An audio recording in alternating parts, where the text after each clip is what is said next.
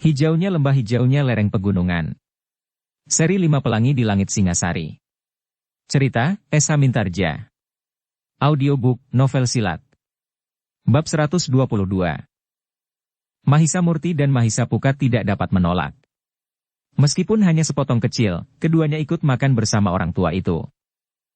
Namun dalam pada itu, Mahisa Murti telah bertanya. Kakek agaknya sudah tua. Karena itu, kakek tentu melihat perkembangan kabuyutan ini untuk waktu yang panjang, sepanjang umur kakek.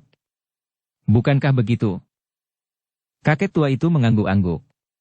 Katanya, aku termasuk orang tertua di kabuyutan ini, Nger. Mungkin hanya tinggal 2-3 orang saja yang seumur dengan aku.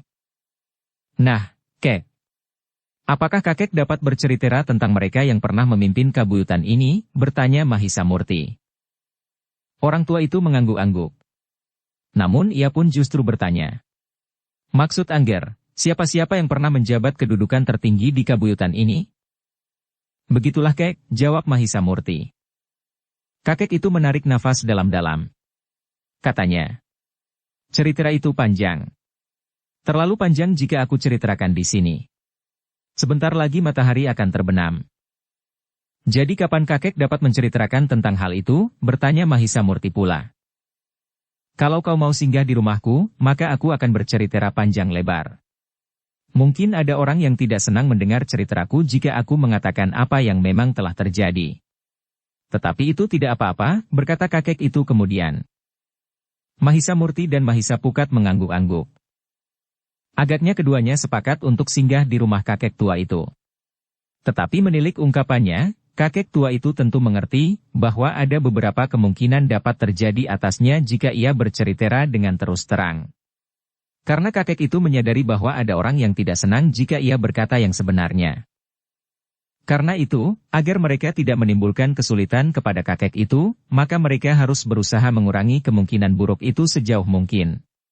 Mahisa Murti dan Mahisa Pukat pun tidak tahu, siapakah yang dimaksud oleh kakek tua itu, bahwa mereka tidak akan senang jika ia berkata apa adanya. Karena itu, maka Mahisa Murti pun kemudian berkata, Kek, kami akan sangat berterima kasih kepada kakek atas kesempatan itu. Tetapi kami berdua akan datang ke rumah kakek setelah gelap. Kakek tua itu mengerutkan keningnya. Dengan nada tinggi ia bertanya, Kenapa? Kalian dapat bersamaku sekarang, sehingga kalian tidak perlu mencari-cari lagi. Terima kasih, Kek. Masih ada yang harus kami lakukan. Karena itu, berilah kami ancar-ancar. Kami akan datang nanti malam, jawab Mahisa Murti. Orang tua itu tertawa. Katanya, aku pantas mengucapkan terima kasih atas perhatian kalian tentang keselamatanku. Aku tahu, kalian tidak mau meninggalkan kesan buruk tentang diriku bagi orang yang tidak senang jika aku berkata sebenarnya. Agaknya kalian telah memperhitungkannya baik-baik. Namun sudah tentu karena pengalaman kalian yang panjang. Mahisa Murti dan Mahisa Pukat saling berpandangan sejenak. Keduanya memang merasa heran atas tanggapan orang tua itu. Namun demikian Mahisa Murti masih juga berkata, mungkin dugaan kakek benar. Karena itu, justru membuat kami semakin yakin bahwa sebaiknya kami berhati-hati. Bukan untuk kepentingan kami, tetapi untuk kepentingan kakek. Baiklah. Datanglah setelah gelap, berkata kakek itu. Sekarang aku mau pulang. Aku tahu bahwa kalian menunggu tidak ada yang kalian lakukan. Kedua orang anak muda itu termangu-mangu. Namun kakek tua itu pun segera memberikan ancar-ancar letak rumahnya. Tidak terlalu sulit bagi Mahisa Murti dan Mahisa Pukat. Sejenak kemudian kakek tua itu telah meninggalkan gubuk itu menyusuri pematang dan kembali ke rumahnya. Sementara langit semakin lama menjadi semakin suram. Mahisa Murti dan Mahisa Pukat memang tidak mempunyai keperluan lain. Karena itu, maka keduanya justru tidak meninggalkan gubuk itu. Keduanya malahan berbaring sambil menunggu matahari tenggelam di belakang cakrawala. Ketika angin yang sejuk dan basah menyentuh tubuh mereka, maka langit telah menjadi hitam. Bintang-bintang bergayutan sambil berkeredipan dengan tabiatnya masing-masing. Sudah gelap, desis Mahisa Murti. Marilah. Kita pergi ke rumah kakek tua itu. Tetapi Mahisa Pukat menggeliat. Katanya. Mataku justru mulai terpejam. Jangan terlalu malam, berkata Mahisa Murti. Nanti kakek itu sudah tidur, sehingga kita harus membangunkannya. Dengan malas Mahisa Pukat pun akhirnya bangkit juga, sementara Mahisa Murti sudah duduk di bibir gubuk kecil itu. Keduanya pun kemudian telah turun dari gubuk itu dan melangkah menyusuri pematang menuju ke padukuhan, ke rumah kakek tua yang tidak begitu sulit dicari oleh kedua orang yang sudah terbiasa melakukan pengembaraan itu. Tetapi keduanya memang tidak ingin diketahui oleh seorang pun bahwa keduanya mengunjungi kakek tua yang bersedia menceritakan urutan peristiwa di kabuyutan itu meskipun ia sadar bahwa tentu ada pihak yang tidak menyukainya. Karena itulah, maka keduanya tidak memasuki padukuhan tempat tinggal kakek itu lewat mulut lorong. Mereka tidak mau berpapasan dengan siapapun juga, meskipun kedua anak muda itu yakin bahwa setiap orang di kabuyutan itu telah membicarakan nama mereka, serta peristiwa-peristiwa yang telah terjadi di kabuyutan itu. Tetapi dengan demikian maka mereka akan merasa terganggu, sehingga karena itu, mereka telah memilih untuk memasuki padukuhan itu dengan diam-diam. Bukan pekerjaan yang sulit bagi Mahisa Murti dan Mahisa Pukat. Demikian pula ketika mereka memasuki halaman rumah kakek tua itu sesuai dengan ancar-ancar yang telah diberikan. Perlahan-lahan Mahisa Murti telah mengetuk pintu rumah orang tua itu. Tetapi ia tidak perlu mengulanginya. Ternyata orang tua itu masih belum tidur. Karena itu, maka ia pun segera mendengar bahwa pintunya telah diketuk. Tergesa-gesa orang tua itu pergi ke pintu. Ketika ia membuka pintu itu, maka ia pun tersenyum sambil berkata, "Aku sudah mengira bahwa kalianlah yang datang." "Ya kek," jawab Mahisa Pukat. "Kami menepati janji." "Marilah, masuklah. Aku sendiri di rumah ini," berkata kakek itu. Mahisa Murti dan Mahisa Pukat pun kemudian melangkah masuk, sementara kakek itu telah menutup pintu rumahnya itu kembali. "Dingin," berkata kakek tua itu. Mahisa Murti dan Mahisa Pukat pun kemudian telah dipersilahkan duduk di ruang dalam. Ternyata kakek tua itu telah merebus air dan bahkan membuat wedang jahe hangat. "Marilah, kita minum," berkata orang tua itu. Mahisa Murti dan Mahisa Pukat pun kemudian duduk bersama kakek tua itu sambil minum wedang jahe hangat. Namun tiba-tiba saja kakek tua itu bertanya, "Nah, bukankah maksud kedatangan kalian sekedar untuk mendengarkan sebuah cerita tentang kabuyutan ini?" "Ya kek. Barangkali aku dapat mendengar cerita yang lebih jelas daripada yang pernah aku dengar sebelumnya," jawab Mahisa Murti. Sambil meneguk minuman hangatnya kakek tua itu kemudian telah bercerita tentang kabuyutan yang sedang dihangatkan oleh persoalan sebuah padukuhan yang terbelah. Mahisa Murti dan Mahisa Pukat mendengarkan cerita itu dengan sungguh-sungguh. Mereka seakan-akan dapat melihat apa yang telah terjadi. Namun apa yang mereka lihat ternyata hanya permukaannya saja. Karena itu, maka Mahisa Murti pun kemudian bertanya, "Tetapi apakah yang sebenarnya terjadi dengan kedua anak Kibuyut itu? Apakah mereka memang meninggal karena sakit, atau karena perbuatan seseorang?" "Menurut penglihatan orang-orang kabuyutan ini mereka meninggal karena sakit," jawab orang tua itu. "Apa maksud kakek dengan penglihatan orang kabuyutan ini? Apakah mungkin ada penglihatan lain yang berbeda?" bertanya Mahisa Murti pula. Orang tua itu menggelengkan kepalanya. Katanya, "Aku tidak tahu." Mahisa Murti dan Mahisa Pukat termangu-mangu sejenak. Namun Mahisa Murti pun kemudian berkata, "Jika hanya itu yang kakek ketahui, maka aku telah mendengarnya seluruhnya. Aku telah berbicara dengan orang-orang di gardu dan di halaman rumah Kibuyut pada waktu itu."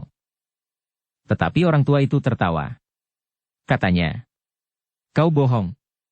Kau tentu tidak mempunyai waktu untuk mendengarkan cerita ini siang tadi. Tetapi baiklah. Seandainya kau sudah mendengarnya, syukurlah. Barangkali ceritaku cocok dengan cerita yang pernah kau dengar itu." Mahisa Murti dan Mahisa Pukat menarik nafas dalam-dalam. Namun kemudian Mahisa Pukat berkata, "Sudahlah kek. Sebaiknya kau katakan apa yang kau ketahui. Kami tidak ingin berbuat apa-apa. Jika kami ingin mendengarnya itu semata-mata karena kami ingin mendapatkan penyelesaian yang adil di kabuyutan ini." Kakek tua itu termangu-mangu. Beberapa saat ia merenung. Dipandanginya api pada lampu minyaknya yang menyala redup, sementara malam pun menjadi semakin dingin. "Apakah sebenarnya yang ingin kalian ketahui?" bertanya kakek tua itu. Yang ingin aku ketahui adalah semuanya yang kakek ketahui, jawab Mahisa Pukat. Kakek tua itu mengerutkan keningnya. Namun ia pun kemudian tertawa. Katanya, kalian aneh anak-anak muda. Apakah sebenarnya keuntungan kalian mencampuri persoalan yang terjadi di kabuyutan ini? Tidak ada kek, jawab Mahisa Pukat. Kami tidak akan mendapat keuntungan apa-apa, selain kami akan merasa puas bahwa perpecahan di padukuhan ini dapat teratasi. Semula kami tidak mengira bahwa persoalannya akan menjadi keras, karena kami tidak mengira pula bahwa sikap Ki Buyut sekeras itu. Ternyata yang terjadi adalah sikap-sikap yang keras dan kasar, sombong dan tidak berperasaan. Begitu, bertanya kakek tua itu.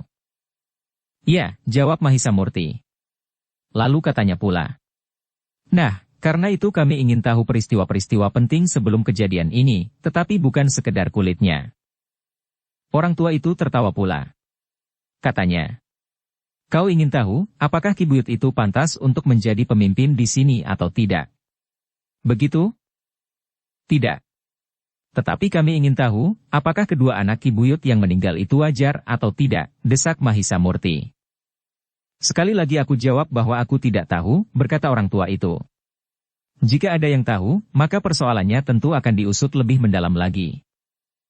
Baiklah kek, berkata Mahisa Pukat.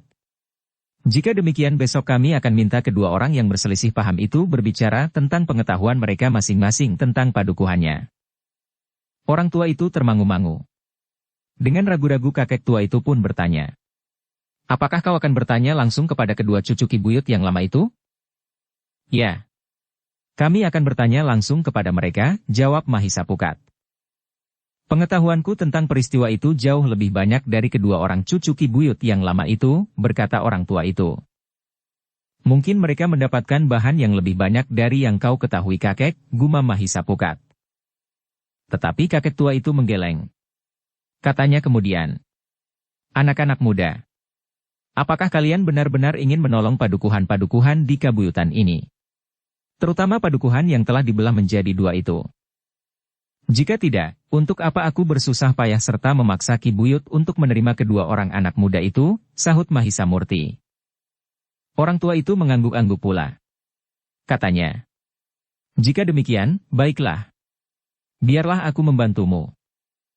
Mahisa Murti dan Mahisa Pukat saling berpandangan sejenak. Namun kemudian dengan nada rendah Mahisa Murti berkata, terima kasih kek. Bantuan kakek akan dapat mempermudah penyelesaian tentang padukuhan yang terbelah itu. Namun kemudian Mahisa Murti pun bertanya. Tetapi bantuan apa yang akan kakek berikan? Kakek tua itu termangu-mangu. Namun kemudian katanya. Anak-anak muda. Aku adalah salah seorang yang pernah menjadi bebahu kabuyutan ini semasa Ki Buyut yang tua memerintah. Itulah sebabnya aku dapat bercerita tentang urutan keluarga Ki Buyut sampai kepada kedua orang yang berselisih dan membelah padukuhan yang satu itu menjadi dua. Kemudian mereka pun telah mendirikan kubu-kubu mereka masing-masing. Memang ada yang belum aku katakan. Aku ingin tahu kesungguhan kalian, sehingga dengan demikian jika terjadi sesuatu kita tidak akan saling menyalahkan, berkata orang tua itu pula. Jika demikian, katakan kek, desak Mahisa Murti. Kakek tua itu menarik nafas dalam-dalam. Tiba-tiba saja ia pun berkata. Padukuhan yang terbelah itu dahulu adalah induk padukuhan. Rumah Ki Buyut tua pun ada di padukuhan itu pula. Karena perselisihan yang terjadi berlarut-larut, maka akhirnya Ki Buyut yang sekarang telah memindahkan kabuyutan itu. Terima kasih. Tetapi apalagi yang penting, bertanya Mahisa Murti. Kematian anak sulung Ki Buyut memang agak aneh, berkata kakek tua itu. Nampaknya ia telah terkena racun yang sangat kuat. Ah, desah Mahisa Murti. Jika demikian kenapa tidak seorang pun yang mengusut waktu itu? Tidak ada tanda-tanda keracunan pada tubuh itu. Racun yang tajam itu hanya bekerja pada darah tanpa menodai warna kulit penderita. Biasanya orang-orang yang keracunan telah menampakkan tanda-tanda tertentu. Tetapi tidak pada anak Ki Buyut yang sulung itu, berkata kakek tua itu. Dari mana kau tahu? Kau jangan asal saja mengigau tidak menentu, desis Mahisa Pukat. Orang tua itu menarik nafas dalam-dalam. Katanya. Orang yang melakukannya pernah mengatakan langsung kepadaku. Belum terlalu lama. Beberapa bulan yang lalu. Saat kematian menjemputnya, jawab kakek tua itu. Mahisa Murti dan Mahisa Pukat saling berpandangan sejenak. Namun kemudian Mahisa Pukat pun bertanya. Tidak adakah seorang pun yang tahu tentang racun itu? Orang tua itu menggeleng. Katanya. Karena itu, tidak ada kecurigaan sama sekali bahwa kematian anak sulung Ki Buyut itu memang telah diatur. Apakah terjadi hal yang sama atas anak Ki Buyut yang sudah pernah diangkat meskipun hanya beberapa saat itu? Bertanya Mahisa Murti dan Mahisa Pukat. Ya. Tetapi dengan jenis racun yang berbeda. Karena itu tidak ada orang yang curiga pula akan kematiannya, jawab kakek tua itu. Apakah keduanya tidak mempunyai tanda-tanda yang sama? Bertanya Mahisa Murti. Tidak. Racun yang dipergunakannya adalah racun yang berbeda. Anak Ki Buyut yang pernah menggantikan kedudukannya meskipun hanya sebentar itu, telah dikenai oleh sebangsa racun yang bekerja perlahan-lahan. Itulah sebabnya ia tidak segera meninggal. Tetapi ia nampaknya menjadi sakit beberapa hari. Namun kemudian ia pun telah meninggal pula. Apakah kematian mereka ada hubungannya dengan menantu Ki Buyut yang kemudian memegang pimpinan? Bertanya Mahisa Pukat. Nah, itulah yang aku tidak tahu. Apakah yang telah membuat itu Ki Buyut yang sekarang atau bukan? Itulah yang perlu diselidiki meskipun waktunya yang berlalu beberapa tahun, jawab orang tua itu. Mahisa Murti dan Mahisa Pukat mengangguk-angguk. Menurut tanggapan mereka, orang tua itu adalah orang tua yang jujur, meskipun di balik kejujurannya itu nampak beberapa persoalan yang agaknya tersembunyi.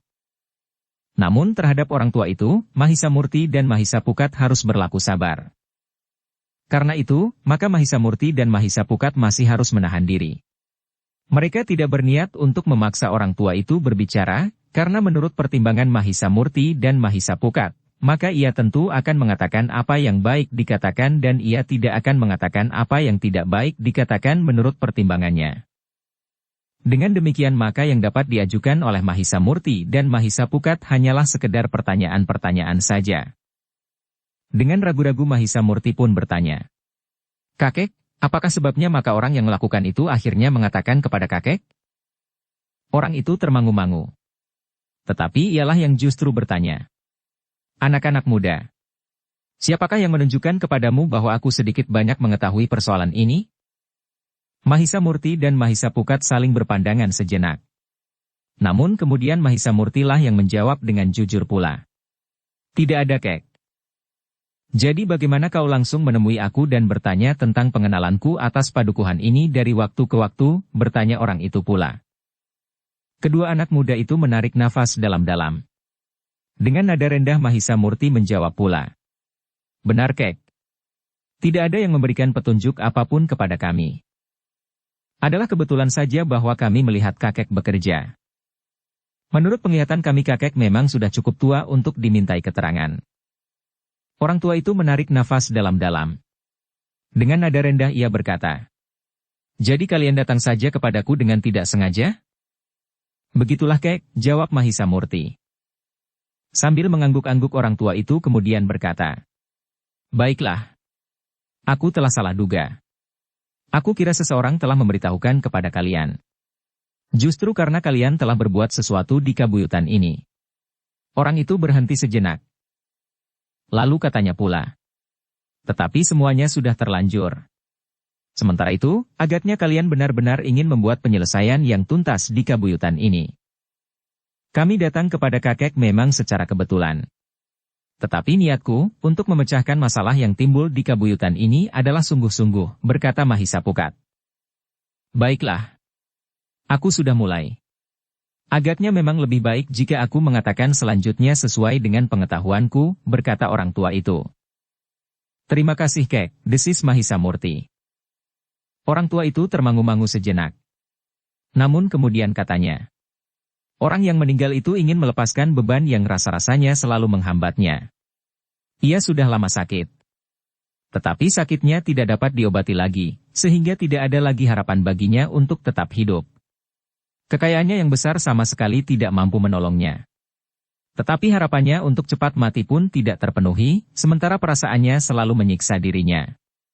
Karena itu, maka untuk mengurangi beban yang menekan perasaannya itu, ia pun telah mengatakan apa yang pernah dilakukannya.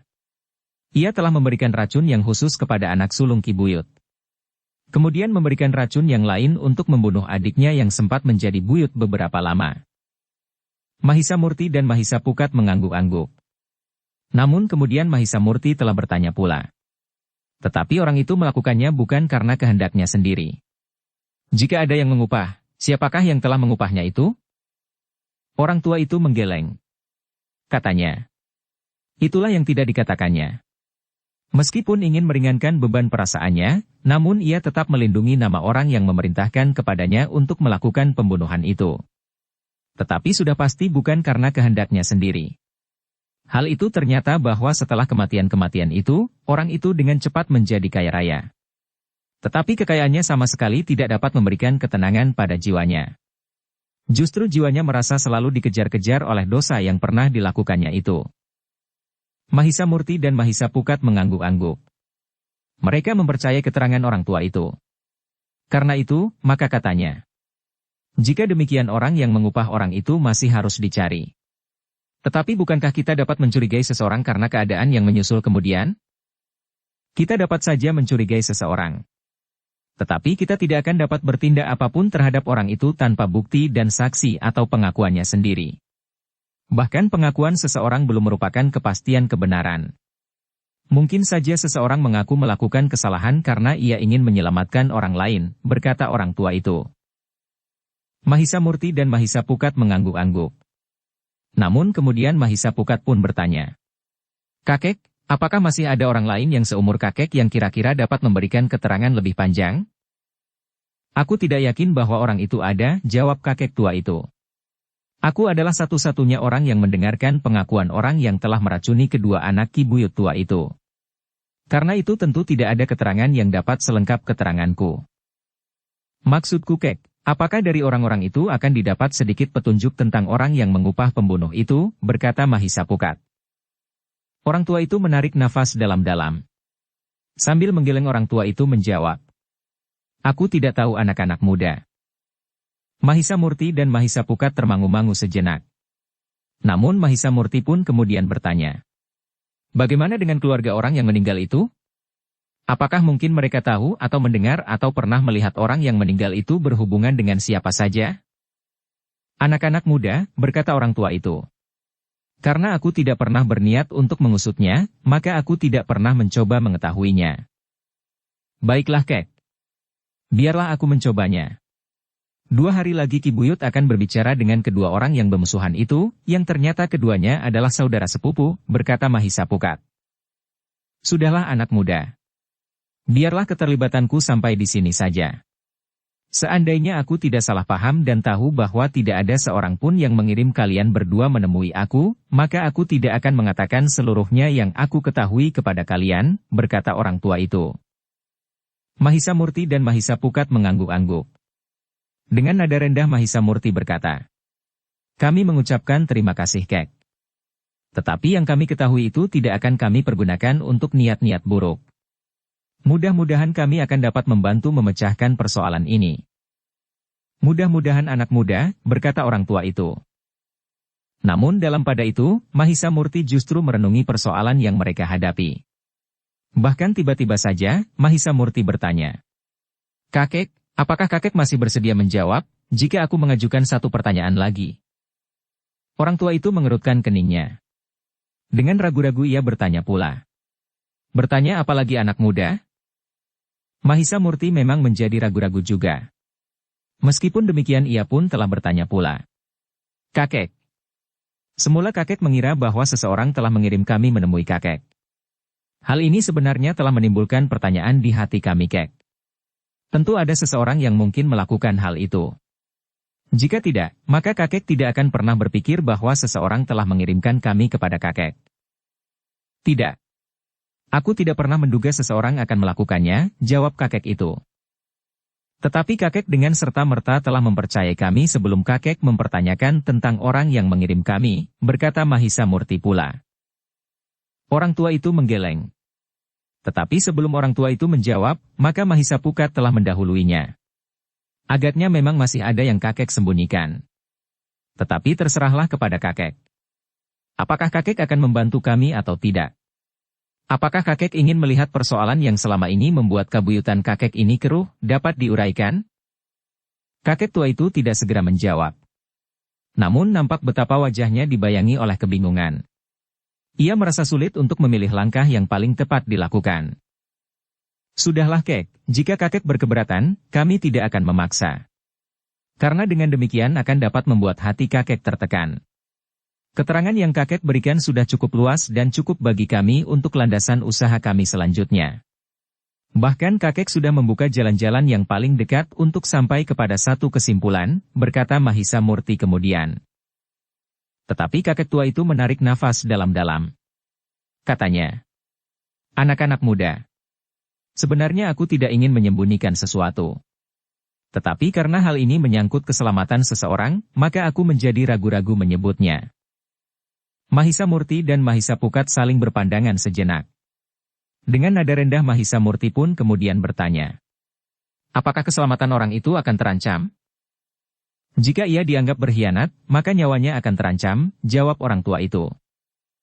"Tetapi kenapa kakek sendiri telah membuka satu rahasia, bahwa kedua anak Ki Buyut itu mati kena racun yang tidak dapat diketahui oleh orang lain? Bukankah dengan demikian, kakek juga dapat dianggap berkhianat apabila penyelidikanku nanti sampai pada hasil yang benar?" berkata Mahisa Murti. "Aku sudah tua anak muda. Seandainya aku akan mati karena pengakuan ini, maka biarlah aku mati. Tetapi sedikit banyak, pengakuanku ini juga telah meringankan beban perasaanku. Sebenarnya aku juga selalu dibayangi oleh perasaan bersalah karena aku telah menyembunyikan satu kesalahan yang sepantasnya tidak terjadi," jawab orang tua itu. Kedua orang anak muda itu justru terdiam. Ternyata ia berhadapan dengan seorang tua yang merasa hidupnya telah dibebani oleh pengetahuannya tentang kecurangan yang telah terjadi di kabuyutan itu. "Anak-anak muda," berkata orang tua itu kemudian. "Aku bersedia menyebut orang itu. Tetapi kau harus melindunginya. Kau tidak boleh mengorbankan keselamatan seseorang untuk menyelesaikan persoalan yang menggelitik hatimu, meskipun usaha itu merupakan usaha yang luhur, yang sangat berharga bagi kabuyutan ini. Kami akan berusaha kek. Kami tidak akan mempertaruhkan seseorang untuk kepentingan ini," desis Mahisa Pukat. "Baiklah," orang tua itu menarik nafas dalam-dalam. Namun ia pun kemudian masih minum beberapa teguk minuman dari mangkuknya. Katanya, "Aku menjadi berdebar-debar, karena aku tidak yakin bahwa langkahku ini benar." "Kakek harus meyakinkan diri," berkata Mahisa Murti. "Tetapi sebenarnya lah kami berjanji untuk berbuat sebaik-baiknya bagi semua pihak." Orang tua itu termangu-mangu sejenak. Namun kemudian katanya dengan suara yang sendat, "Anak-anak muda, orang yang akan aku sebut namanya adalah seorang perempuan. Ia adalah adikku. Adik kandungku. Setelah suaminya meninggal maka hidupnya benar-benar tertumpu kepadaku. Sementara itu, dua anaknya yang tumbuh dewasa kurang dapat menempatkan dirinya. Seorang laki-laki dan seorang perempuan. Keduanya tumbuh dalam suasana yang serba kecukupan sehingga keduanya menjadi manja. Pada saat ayahnya meninggal maka seakan-akan hilanglah segala-galanya. Keduanya merasa dirinya kehilangan sandaran. Jika sebelumnya kedua anak-anak itu merasa dirinya anak seorang yang kaya dan berpengaruh, maka sepeninggal ayahnya, keduanya tiba-tiba telah menjadi sangat kecil. Mereka tidak mempunyai kepercayaan kepada diri mereka sendiri, karena segala-galanya adalah ayahnya. Mereka merasa seakan-akan orang-orang lain telah menyingkir dari mereka. Kawan-kawannya tidak lagi menghormatinya karena sebelumnya mereka hormat kepadanya karena pengaruh ayahnya. Tanpa ayahnya, maka kekayaan mereka tentu akan segera susut dan mereka takut menjadi melarat. Mahisa Murti dan Mahisa Pukat mengangguk-angguk. Hampir di luar sadarnya Mahisa Murti berkata, "Kasihan anak-anak muda yang demikian. Karena itu aku iri hati melihat kalian berdua.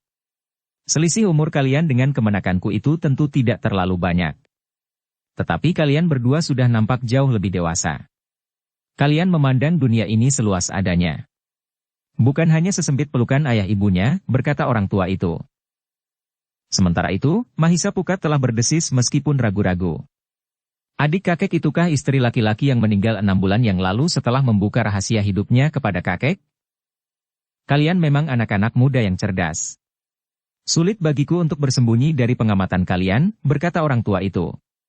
Lalu katanya pula, Karena itulah, maka ketika kalian bertanya apakah keluarga dari orang yang meninggal itu mengetahui serba sedikit tentang persoalannya, aku sudah menjadi berdebar-debar. Namun akhirnya segalanya memang harus aku katakan. Jadi menurut pengamatan kakek, adik perempuan kakek itu mengetahui serba sedikit tentang kematian-kematian yang telah terjadi di Kabuyutan ini, bertanya Mahisa Pukat. Orang tua itu mengangguk. Tetapi katanya kemudian, namun seperti yang aku katakan, perempuan itu tentu memerlukan perlindungan. Aku mengerti, berkata Mahisa Murti dan Mahisa Pukat hampir berbareng.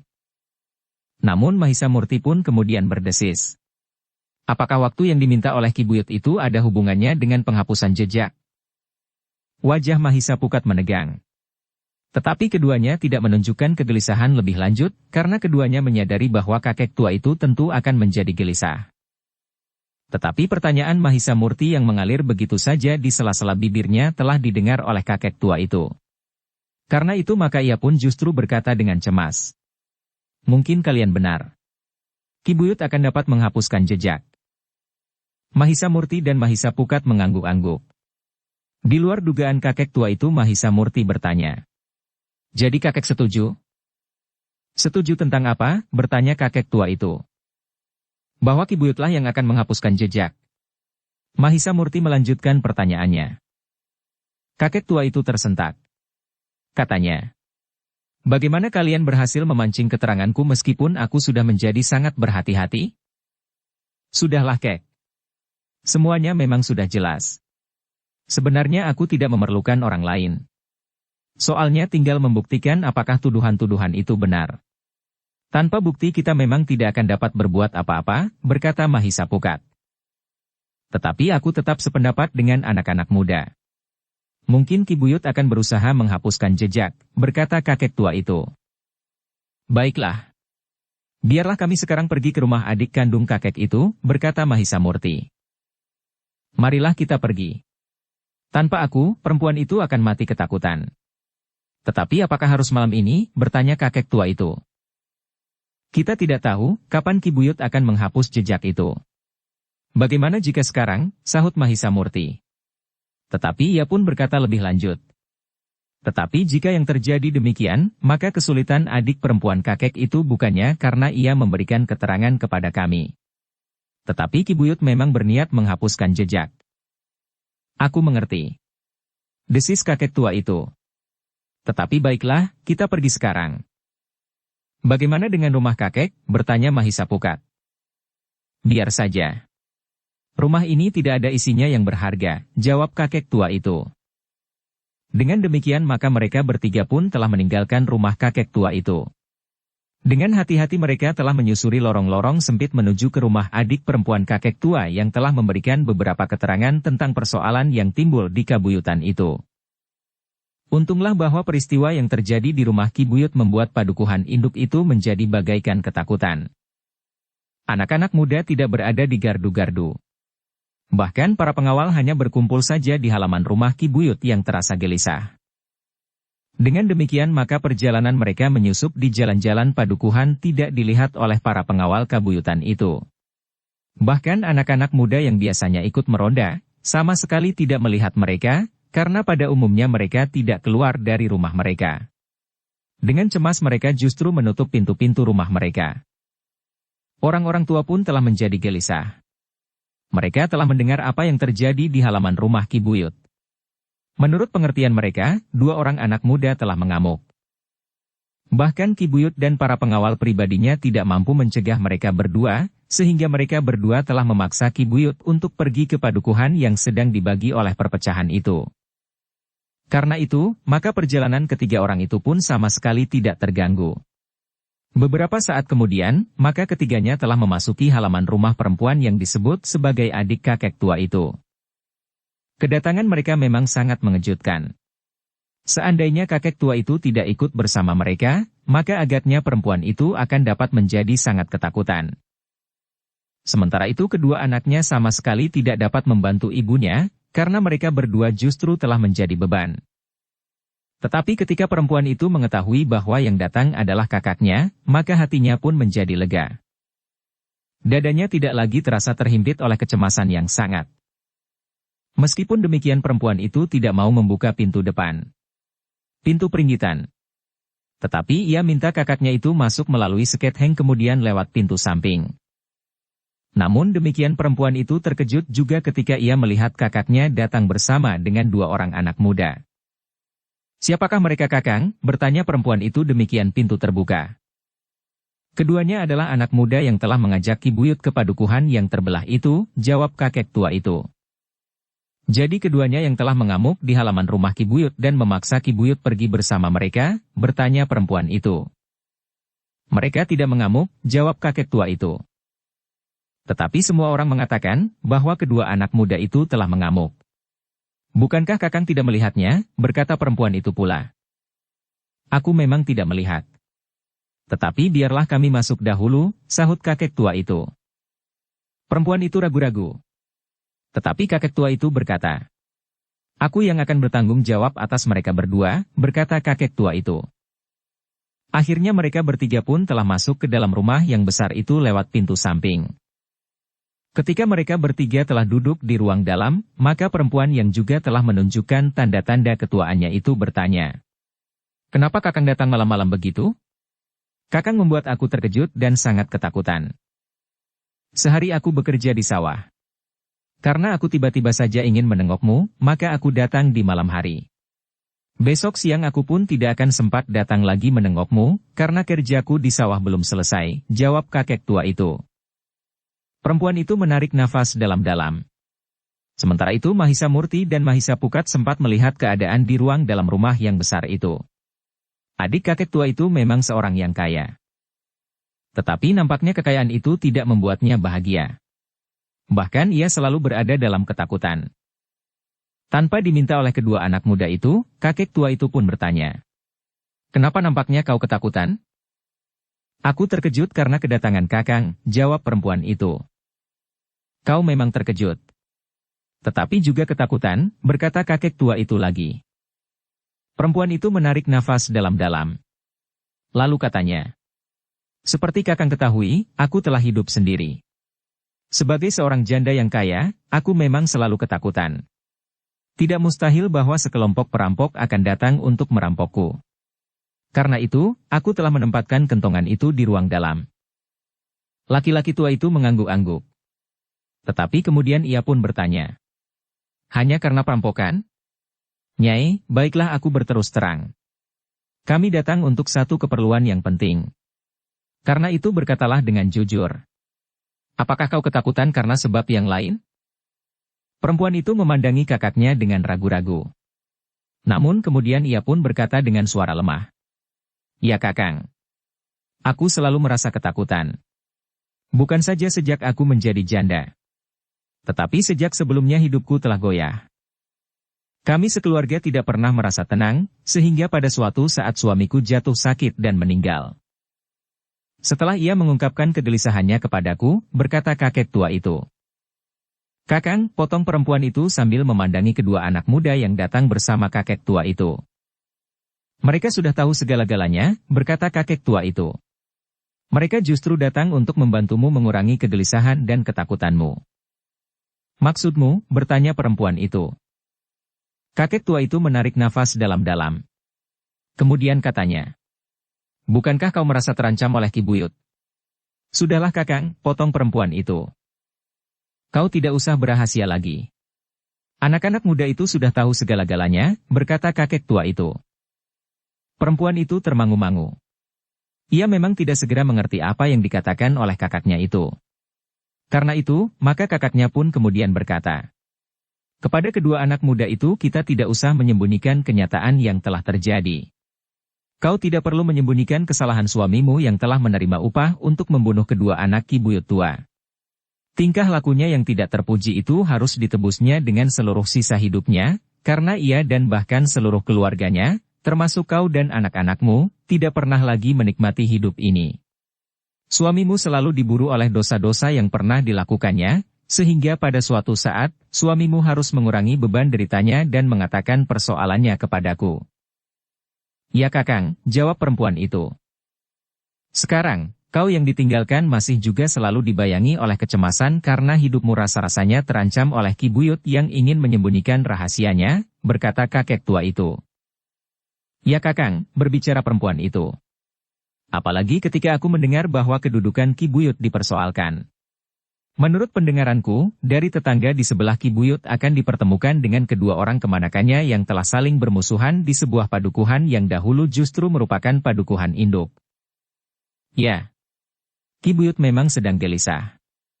2 hari lagi ia akan mengadakan pertemuan dengan kedua orang kemanakannya itu, berkata kakek tua itu. Sehingga kemungkinan bahwa Ki Buyut akan menghilangkan jejak itu menjadi semakin kuat. Jika demikian, bagaimana dengan aku dan anak-anakmu itu Kakang? Apakah sebaiknya aku pergi saja jauh-jauh bersama kedua anak-anakmu itu? Rumah, harta benda dan kekayaan yang diterima sebagai upah ini tidak akan berarti apa-apa. Kekayaan ini sama sekali tidak mendatangkan ketenangan dan kedamaian hati, berkata perempuan itu. Kau tidak usah melarikan diri kemana-mana. Aku justru akan berada di sini bersama kedua orang anak muda ini, berkata kakek tua itu. Namun kemudian katanya. Tetapi, apakah kau dapat mengatakan, apakah yang mengupah suamimu untuk membunuh kedua anak Ki Buyut tua itu benar-benar Ki Buyut yang sekarang? Atau orang lain yang mempunyai kepentingan dengan Ki Buyut? Aku tahu bahwa kau mengerti persoalannya dengan pasti, karena kau mendengar pembicaraan mereka waktu itu. Tetapi agaknya suamimu masih melindungi nama seseorang. Jangan kau tanyakan kepadaku Kakang. Aku adalah seorang perempuan yang tidak tahu apa-apa. Aku akan mengikuti saja keputusan suamiku, berkata perempuan itu. Aku tahu bahwa suamimu telah berbicara denganmu waktu itu. Kau setuju karena kau tidak kuat mengalami kesulitan hidup yang menekan.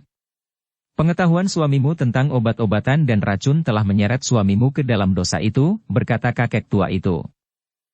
Perempuan itu mulai menangis. Sementara itu kakek tua itu pun berkata, jangan menangis. Kau harus berterima kasih kepada kedua orang anak muda itu. Kakang, desis perempuan itu di sela-sela isak tangisnya. Jika Kakang menganggap demikian, maka biarlah aku mengatakannya. Katakan, berkata kakek tua itu. Siapa saja yang telah datang kepada suamimu ketika mereka minta agar suamimu membunuh kedua anak Ki Buyut itu dengan racun berturut-turut? Ki Buyut yang sekarang memang datang kemari. Tetapi selain Ki Buyut telah datang pula ayah Ki Buyut itu. Orang itulah yang nampaknya memegang peranan atas rencana yang kemudian berlaku. Ki Buyut yang waktu itu belum menjabat, justru merasa agak ketakutan. Tetapi ayahnya mendesaknya dan ia tidak dapat menentangnya, berkata perempuan itu. Lalu, ayah Ki Buyut itu memang seorang yang kaya. Dari segi kekayaan, maka jabatan Buyut bagi anaknya tidak akan banyak berpengaruh. Tetapi yang dikehendakinya adalah kedudukan yang akan dapat menjamin hari depan cucu cicitnya karena kedudukan Buyut itu turun-temurun. Kakek tua itu mengangguk-angguk. Kemudian katanya kepada Mahisa Murti dan Mahisa Pukat. Nah, bukankah sudah jelas? Ternyata Ki Buyut itu sendiri bukan orang yang utama, yang merencanakan pembunuhan-pembunuhan itu. Tetapi kemudian ia telah hanyut ke dalam tingkah laku yang tidak sepantasnya bagi seorang bapak bagi kabuyutan ini. Pertentangan yang tidak berkesudahan itu tentu sudah diatur pula oleh Ki Buyut justru untuk memperkuat kedudukannya. Kek, sahut Mahisa Murti. Masih perlu dipertanyakan. Apakah benar Ki Buyut berniat berbuat demikian, atau orang-orang yang ada di sekitarnya lah yang telah mengaturnya demikian? Kakek tua itu termangu-mangu. Tetapi kemudian katanya, ternyata penalaranmu memang lebih tajam dari aku, meskipun aku sudah tua dan memiliki pengalaman yang luas sebagai bebahu di kabuyutan ini. Siapakah Ki Bekel yang berada di rumah Ki Buyut itu? Bertanya Mahisa Pukat. Kakek tua itu mengangguk-angguk. Katanya, aku sependapat. Ki Bekel yang di rumah Ki Buyut itu adalah kepercayaan ayahnya. Menurut pendengaranku, ia adalah adiknya. Maksud kakek, Ki Bekel itu adalah paman Ki Buyut, bertanya Mahisa Pukat pula. Ya. Karena itulah maka aku sependapat, nampaknya orang-orang di sekitar Ki Buyut itu pun ikut menentukan, berkata kakek tua itu. Kalau begitu, maka sebaiknya kita berada di sini. Jika tidak malam ini, maka besok mereka tentu akan datang, berkata Mahisa Pukat. Kakek tua itu menarik nafas dalam-dalam. Dengan nada rendah ia berkata, Ki Buyut tentu telah melaporkan persoalannya kepada ayahnya. Bahkan sebelum Ki Buyut, Ki Bekel tentu telah menyampaikannya lebih dahulu. Di mana rumah ayah Ki Buyut itu? Bertanya Mahisa Pukat. Di padukuhan di ujung kabuyutan ini, jawab kakek tua itu. Tetapi berhati-hatilah. Jika Ki Buyut itu telah menyeret ayahnya ke dalam persoalan ini, maka kalian harus benar-benar bersiap. Ayah Ki Buyut itu adalah salah satu dari dua orang kembar Dampit. Seorang laki-laki dan seorang perempuan. Tetapi yang perempuan ternyata tidak mempunyai anak meskipun ia sudah kawin berpuluh tahun. Karena itu, maka Ki Buyut itu telah diakunya sebagai anaknya pula. Kenapa aku harus berhati-hati terhadap ayah dan bibi Ki Buyut? Bertanya Mahisa Pukat pula. Keduanya adalah orang yang berilmu tinggi, jawab kakek tua itu. Meskipun keduanya sudah tua, tetapi keduanya masih mampu menunjukkan kelebihannya. Mahisa Murti dan Mahisa Pukat mengangguk-angguk. Sementara itu Mahisa Murti berkata, anaknya telah menjadi seorang buyut. Memang orang itu tentu sudah tua. Memang sudah tua, tetapi tubuh mereka masih menunjukkan kemampuan yang tersimpan di dalam dirinya. Karena itu, berhati-hatilah. Mereka tidak akan menunggu sampai terlambat. Karena itu, jika mereka menganggap perlu menghilangkan jejak, maka malam ini mereka agaknya akan datang, berkata kakek tua itu. Kakang, perempuan itu menjadi semakin ketakutan. Tetapi kakek tua itu berkata, apapun yang terjadi, aku ada di sini. Sudahlah, berkata Mahisa Murti, silahkan beristirahat. Rumah ini harus nampak sepi. Jika mereka benar-benar datang, mereka tidak akan mengurungkan niatnya karena mereka mengetahui bahwa di sini ada orang lain. Kakek tua itu mengangguk-angguk. Lalu katanya, baiklah. Tidurlah. Kami akan berjaga-jaga. Aku takut kakang, desis perempuan itu. Jangan takut. Di mana anak-anakmu? Bertanya kakek tua itu. Mereka sudah tidur, jawab perempuan itu. Tidurlah bersama anakmu. Biarlah kami menunggu. Percayalah kepada kami, berkata kakek tua itu. Perempuan itu pun kemudian dengan ragu-ragu telah pergi ke bilik anak-anaknya. Meskipun mereka sudah meningkat menjelang dewasa, tetapi mereka adalah beban bagi ibunya. Sementara itu, kakek tua bersama Mahisa Murti dan Mahisa Pukat tetap berada di ruang dalam. Mereka telah memadamkan lampu minyak, sehingga ruang itu menjadi gelap. Hanya di bilik sajalah yang nampak terang, selain justru di luar. Di peringgitan rumah itu di setiap malam memang selalu dinyalakan lampu minyak. Sejenak kemudian rumah itu benar-benar menjadi sepi. Rasa-rasanya suara nafas pun tidak terdengar. Apalagi mereka yang berada di ruang dalam. Ternyata bahwa kakek tua itu justru telah tertidur. Untunglah bahwa kakek tua itu sama sekali tidak mendengkur, sehingga dalam tidur justru suara nafasnya tidak begitu terdengar lagi. Bahkan tidak dapat dibedakan antara tarikan nafas orang lain atau penghuni rumah itu. Mahisa Murti dan Mahisa Pukat memang heran. Justru mereka berdua yang menjadi gelisah dan tidak akan mungkin dapat tidur meskipun keduanya berjanji untuk bergantian berjaga-jaga. Tetapi keduanya tidak berbicara apapun juga. Keduanya justru telah bersandar tiang sambil duduk di atas sebuah amben bambu yang memang agak besar. Meskipun sampai lewat tengah malam tidak terjadi sesuatu, namun kedua anak muda itu seakan-akan sama sekali tidak mengantuk. Keduanya masih duduk saja bersandar tiang tanpa berbicara apapun juga. Bahkan keduanya telah mempertajam pendengaran mereka kalau-kalau terdengar sesuatu di luar rumah itu.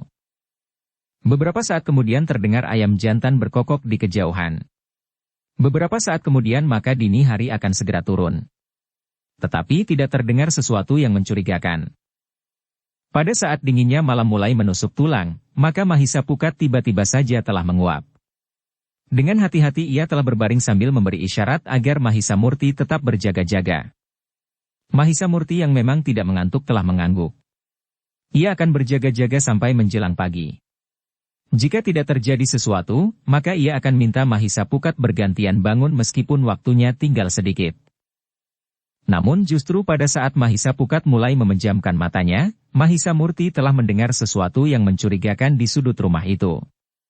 Karena itu, maka ia justru menggamit Mahisa Pukat dan memberi isyarat agar ia berdiam diri saja.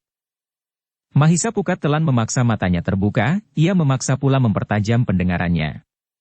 Sebenarnya lah ia pun telah mendengar sesuatu. Mahisa Pukat berusaha untuk mendengar suara itu. Nampaknya suara itu memang bergerak dari sudut rumah, menuju ke pintu butulan. Mahisa Murti dan Mahisa Pukat dapat membayangkan di mana sumber bunyi itu berada. Dengan demikian maka perhatian mereka pun telah mereka tujukan sepenuhnya ke arah sumber bunyi yang ternyata bergerak itu. Beberapa saat kemudian, maka Mahisa Murti dan Mahisa Pukat mendengar dinding di sebelah telah diraba oleh tangan seseorang. Dengan demikian maka Mahisa Murti dan Mahisa Pukat mengetahui bahwa seseorang telah berada di longkangan. Nampaknya orang itu telah mendekati pintu butulan. Mahisa Murti dan Mahisa Pukat bagaikan menghentikan pernafasan mereka. Apalagi ketika pintu butulan itu mulai bergerak-gerak. Namun sejenak kemudian, terdengar langkah seseorang justru menjauh.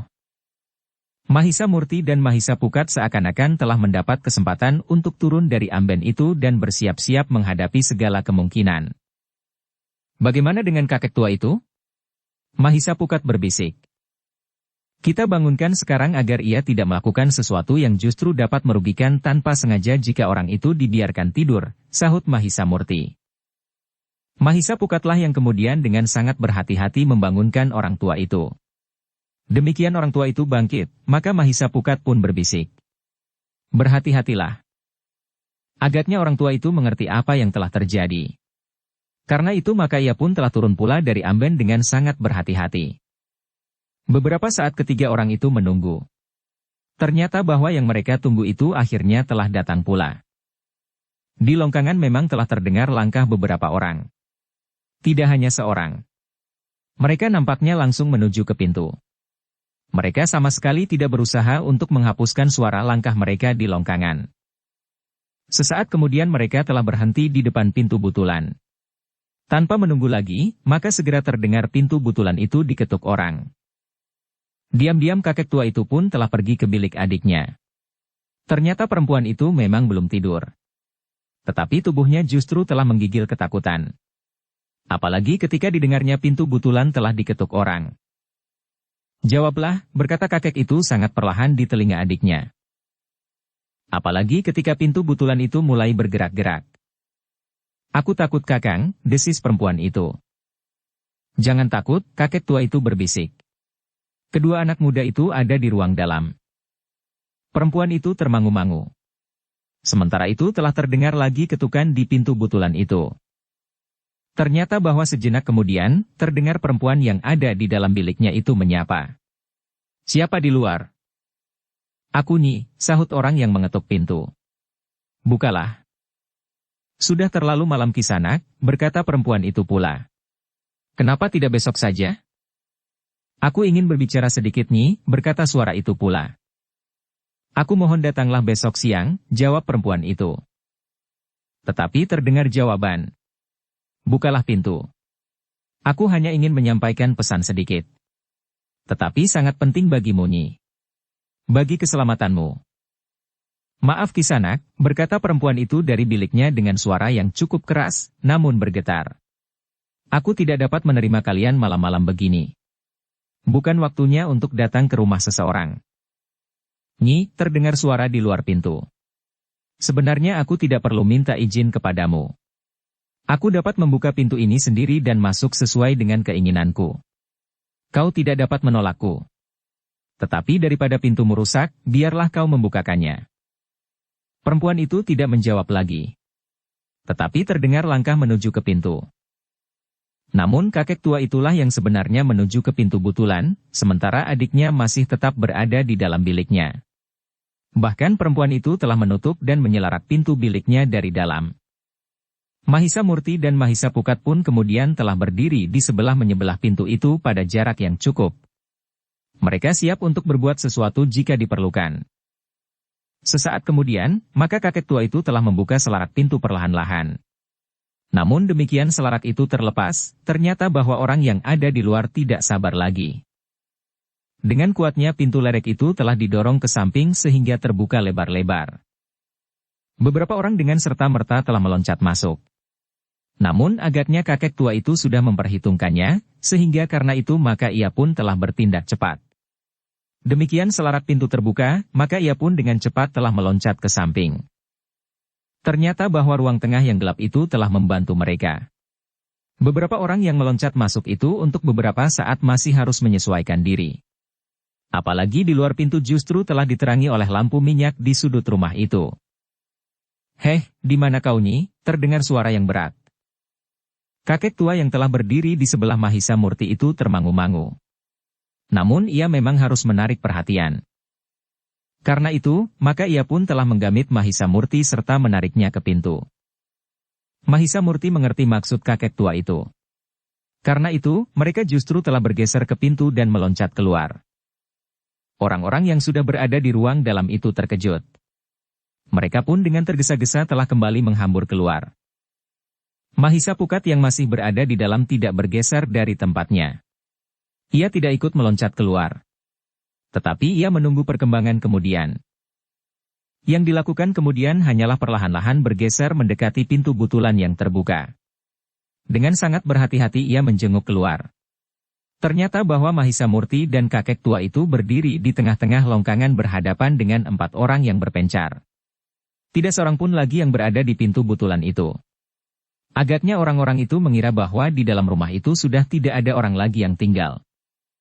Dengan demikian, maka Mahisa Pukat yang ada di dalam kegelapan itu justru dapat mengamati apa yang terjadi di longkangan tanpa dilihat oleh orang-orang yang diamatinya, karena justru longkangan rumah itu diterangi oleh lampu minyak di sudut rumah. Ketika keempat orang itu bergerak, maka dalam keremangan cahaya lampu minyak yang terletak agak jauh, Mahisa Pukat mencoba mengenali orang-orang itu. Tetapi 2 orang ternyata membelakangi sehingga Mahisa Pukat tidak dapat melihat wajah mereka. Sedangkan yang 2, nampak dari samping. Mahisa Pukat segera mengenali mereka. Seorang di antara mereka adalah Ki Buyut sedangkan yang lain adalah Ki Bekel. Penglihatannya itu ternyata dikuatkan oleh sapaan Mahisa Murti di luar. "Selamat malam Ki Buyut dan Ki Bekel. Ternyata kita bertemu lagi di sini." Wajah Ki Buyut menjadi pucat. Tenaganya memang masih belum pulih kembali, sementara itu ia telah bertemu lagi dengan anak muda yang menggetarkan jantungnya itu. "Siapakah orang itu?" bertanya laki-laki yang membelakangi pintu butulan. "Anak itulah yang aku katakan telah mengamuk di rumahku ayah," jawab Ki Buyut. Mahisa Pukat mengangguk-angguk. Ia mengerti bahwa orang itu adalah ayah Ki Buyut sebagaimana pernah disebut oleh kakek tua itu. Sedangkan yang seorang lagi Mahisa Pukat langsung dapat menebaknya, bahwa ia tentu saudara kembar Dampit dari ayah Ki Buyut itu. "Luar biasa," berkata Mahisa Pukat di dalam hatinya. Kedua orang itu tentu sudah tua. Tetapi tubuhnya dan geraknya masih menunjukkan kesigapan seorang yang berilmu tinggi. Sementara itu terdengar laki-laki itu berkata, "Jadi anak inilah yang telah mengguncang ketenangan hidup di Kabuyutan ini? Anak muda yang memiliki kemampuan ilmu yang sangat tinggi." Namun kemudian ia pun telah bertanya, "Tetapi di manakah yang seorang lagi? Bukankah anak muda yang kau katakan itu berdua?" "Iya," jawab Ki Buyut. "Aku tidak tahu di mana yang seorang lagi menyembunyikan dirinya." Mahisa Murti dan kakek tua itu tidak mengatakan sesuatu tentang Mahisa Pukat. Namun yang ditanyakan oleh Mahisa Murti kemudian adalah, "Apakah maksud kalian datang kemari?" Ki Buyut dan Ki Bekel justru terdiam. Mereka memandang kedua orang laki-laki dan perempuan yang menyertai mereka. Karena Ki Buyut dan Ki Bekel berdiam diri, maka laki-laki yang membelakangi pintu butulan, yang ternyata adalah ayah Ki Buyut itu berkata, "Baiklah anak muda. Agaknya kau sudah tahu apa yang terjadi di sini. Karena itu, kau telah berada di rumah ini untuk melindungi seorang perempuan yang telah berkhianat dan mencoba memfitnah kami." "Fitnah apa?" bertanya Mahisa Murti. "Kau belum tahu apa yang diceritakan kepada kami." "Sudahlah. Jangan menganggap aku terlalu bodoh tanpa dapat mengetahui langkah-langkah yang kau ambil," berkata laki-laki yang disebut ayah itu. "Jika demikian maka kita tidak usah bertanya-tanya lagi. Sekarang, kau mau apa?" bertanya Mahisa Murti. Pertanyaan itu justru telah menggetarkan jantungnya. Namun ia menjawab dengan garang pula. "Kami datang untuk membunuh perempuan itu. Kematiannya akan menghapus jejak yang pernah kami lakukan. Tetapi karena kau ada di sini bersama kakak perempuan itu, maka kalian semua juga akan mati." "Bagaimana jika kalian yang mati?" bertanya Mahisa Murti. "Persetan," geram ayah Ki Buyut. Bersiaplah. Kami akan segera mulai. Kami akan membunuh kalian, mencincangnya dan menguburnya di sini juga. Dengan demikian maka tidak ada orang yang tahu apa yang pernah terjadi di sini. Mahisa Murti memang sudah siap. Ia pun kemudian berkata kepada kakek tua itu. Minggirlah. Biar aku selesaikan kedua orang ini. Kau tidak perlu cemas dengan Ki Buyut Kek. Tenaganya masih belum pulih kembali. Ia masih terlalu lemah, sehingga jika ia membawa senjata, maka ia tidak akan kuat lagi mengangkatnya. Kakek tua itu mengangguk-angguk. Hampir di luar sadarnya ia berkata. Baiklah. Jika kemudian ternyata Ki Bekel juga akan ikut campur, maka meskipun aku sudah terlalu tua, tetapi aku masih sanggup melawannya. Bagus. Tetapi berhati-hatilah. Bukankah Ki Buyut dan Ki Bekel terlalu lemah untuk berani berbuat sesuatu, sahut Mahisa Murti. Kedua orang laki-laki dan perempuan itu ternyata mulai bergeser. Sementara itu kakek tua itu pun mulai menjauh. Tetapi ia yang memperhatikan batang-batang perdu yang ditanam sebagai pohon hias di longkangan yang roboh disentuh oleh kaki-kaki mereka yang sudah siap untuk bertempur. Tetapi kakek tua itu tidak dapat mencegahnya. Apalagi ketika mereka benar-benar mulai bertempur. Yang mula-mula meloncat menyerang adalah laki-laki yang disebut ayah oleh Ki Buyut itu. Laki-laki tua namun geraknya masih secekatan burung sikatan menyambar belalang. Tangannya terayun mendatar di saat tubuhnya meloncat ke depan. Tetapi Mahisa Murti memang sudah bersiap sepenuhnya. Ia dengan tangkas pula telah menghindari serangan itu. Satu loncatan kecil telah membebaskannya dari sentuhan tangan orang tua itu. Namun ayunan tangan yang menggetarkan udara itu seakan-akan telah memberikan peringatan kepadanya, bahwa ayah Ki Buyut itu tentu memiliki kemampuan melampaui Ki Buyut sendiri. Sehingga dengan demikian, maka Mahisa Murti harus berhati-hati. Sementara itu perempuan tua yang merupakan saudara kembar dampit dari ayah Ki Buyut itu masih saja belum melibatkan diri meskipun ia bergeser beberapa langkah ke samping serta seakan-akan telah siap pula untuk menerkam. Kakek tua yang mengajak Mahisa Murti datang ke rumah itu pun menjadi semakin berhati-hati. Meskipun ia nampaknya lebih tua dari ayah Ki Buyut itu, tetapi agaknya ia tidak akan berdiam diri jika keadaan memang memaksa. Untuk beberapa saat lamanya Mahisa Murti telah melayani ayah Ki Buyut itu. Semakin lama maka pertempuran itu pun menjadi semakin cepat. Ayah Ki Buyut telah meningkatkan ilmunya semakin tinggi. Namun ia sama sekali tidak mampu untuk menekan Mahisa Murti. Bahkan rasa-rasanya semakin tinggi ia meningkatkan ilmunya, maka ilmu anak muda itu selalu ada pada tataran yang sama. Pertempuran itu pun semakin lama menjadi semakin sengit. Ayah Ki Buyut itu berusaha untuk dengan segera mengalahkan lawannya yang masih muda itu.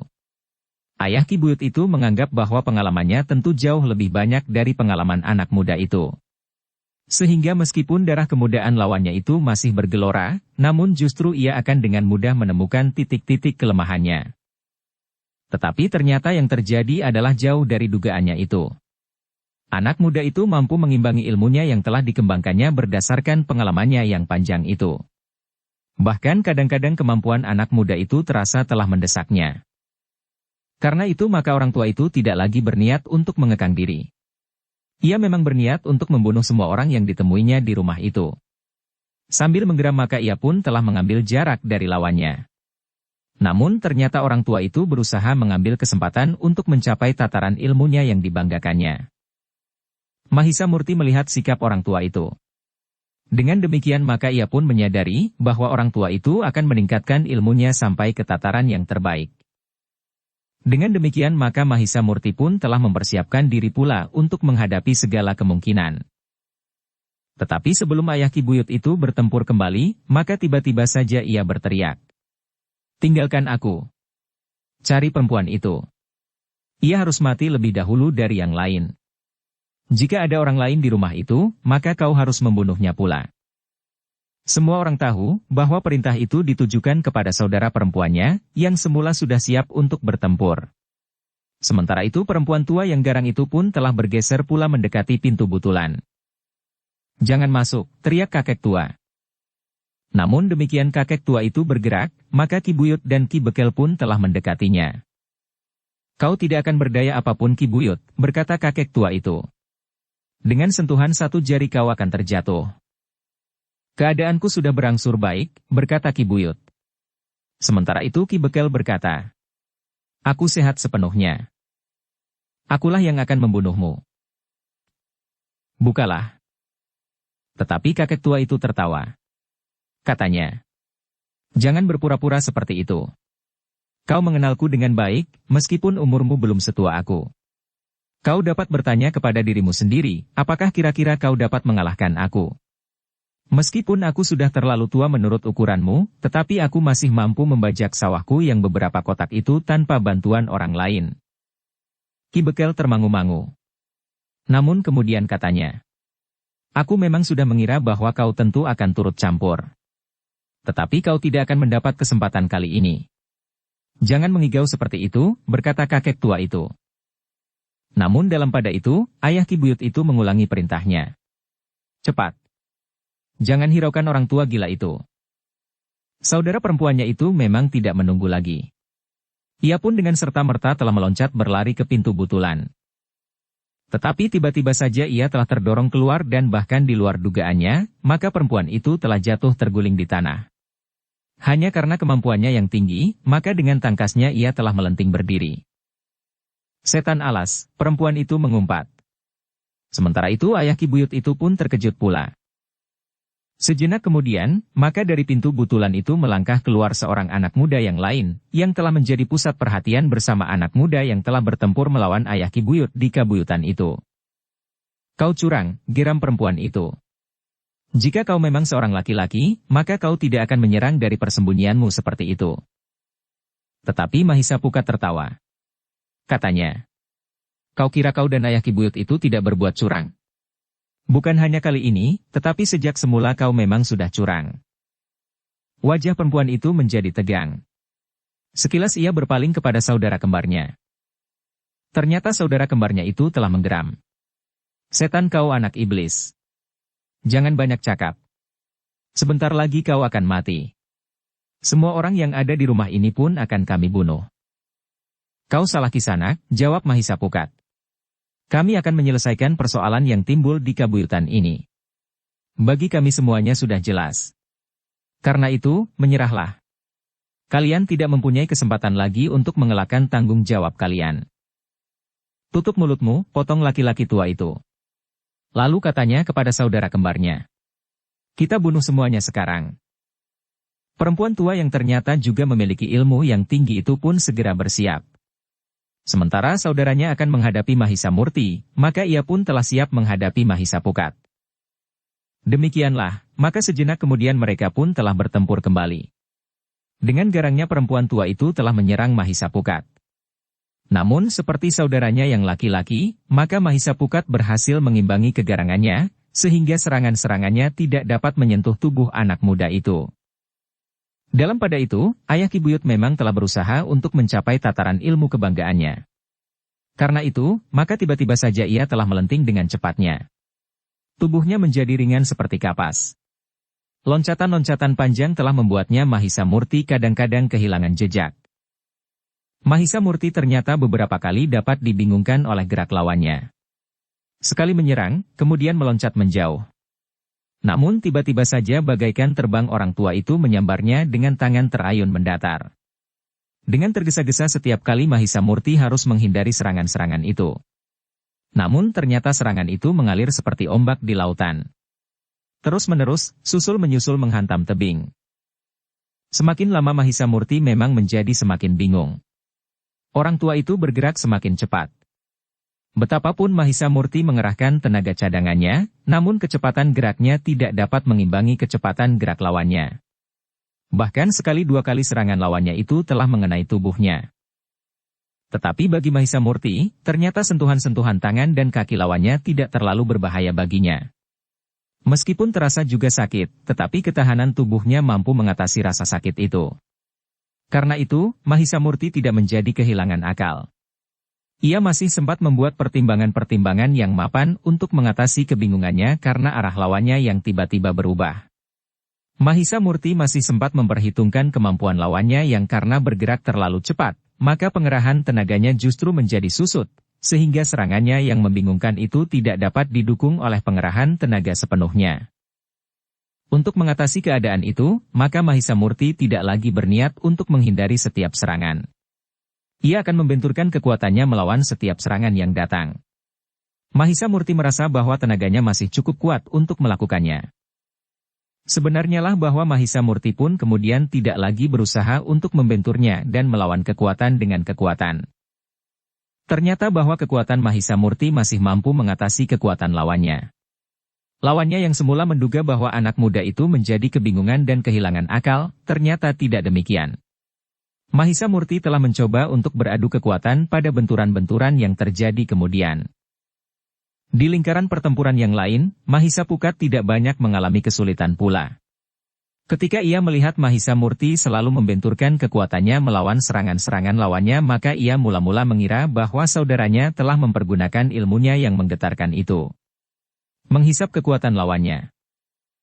Tetapi ternyata bahwa kekuatan lawannya sama sekali tidak berubah, sehingga Mahisa Pukat pun mengetahui bahwa Mahisa Murti hanya membentur saja serangan-serangan lawannya dengan kekuatannya. Namun dalam pada itu, Mahisa Pukat pun sudah memperhitungkan bahwa pada suatu saat, lawannya itu pun tentu akan mempergunakan ilmu yang sama dengan saudara kembarnya. Karena menilik unsur-unsur gerak kedua orang itu, maka mereka telah berguru pada orang yang sama yang memberikan ilmu yang sama pula. Sebenarnya lah, ketika perempuan tua itu tidak juga segera dapat mengatasi lawannya, maka tiba-tiba saja ia pun telah melenting mengambil jarak. Mahisa Pukat pun segera mengetahui bahwa lawannya itu tentu akan mempersiapkan diri sebagaimana dilakukan oleh saudara kembarnya. Karena itu, maka Mahisa Pukat pun telah bersiap-siap menghadapi kemungkinan itu. Nampaknya cara yang dilakukan oleh Mahisa Murti mampu mengatasi kesulitan yang dialaminya karena kecepatan gerak lawannya, bahkan membingungkannya. Itulah sebabnya maka Mahisa Pukat justru telah menghimpun tenaganya untuk melawan perempuan tua yang garang itu. Ketika kemudian perempuan itu siap dengan ilmunya, maka ia pun dengan kecepatan yang sangat tinggi telah menyerang Mahisa Pukat. Namun Mahisa Pukat sama sekali tidak berusaha untuk menghindar. Sebagaimana dilakukan oleh Mahisa Murti, maka ia justru telah meloncat pula menyongsong lawannya. Namun agak berbeda dengan Mahisa Murti, maka Mahisa Pukat justru telah mengerahkan tenaganya. Ia memang ingin mengatasi kekuatan lawannya, sehingga karena itu, maka ia telah mengungkapkan tenaga cadangannya sepenuhnya. Sejenak kemudian telah terjadi benturan yang keras sekali. Benturan antara dua kekuatan yang sangat besar. Mahisa Pukat ternyata telah terpental 2 langkah surut. Hampir saja ia telah kehilangan keseimbangannya. Namun dengan tangkas ia telah mampu memperbaiki keadaannya justru dengan melompat selangkah lagi surut.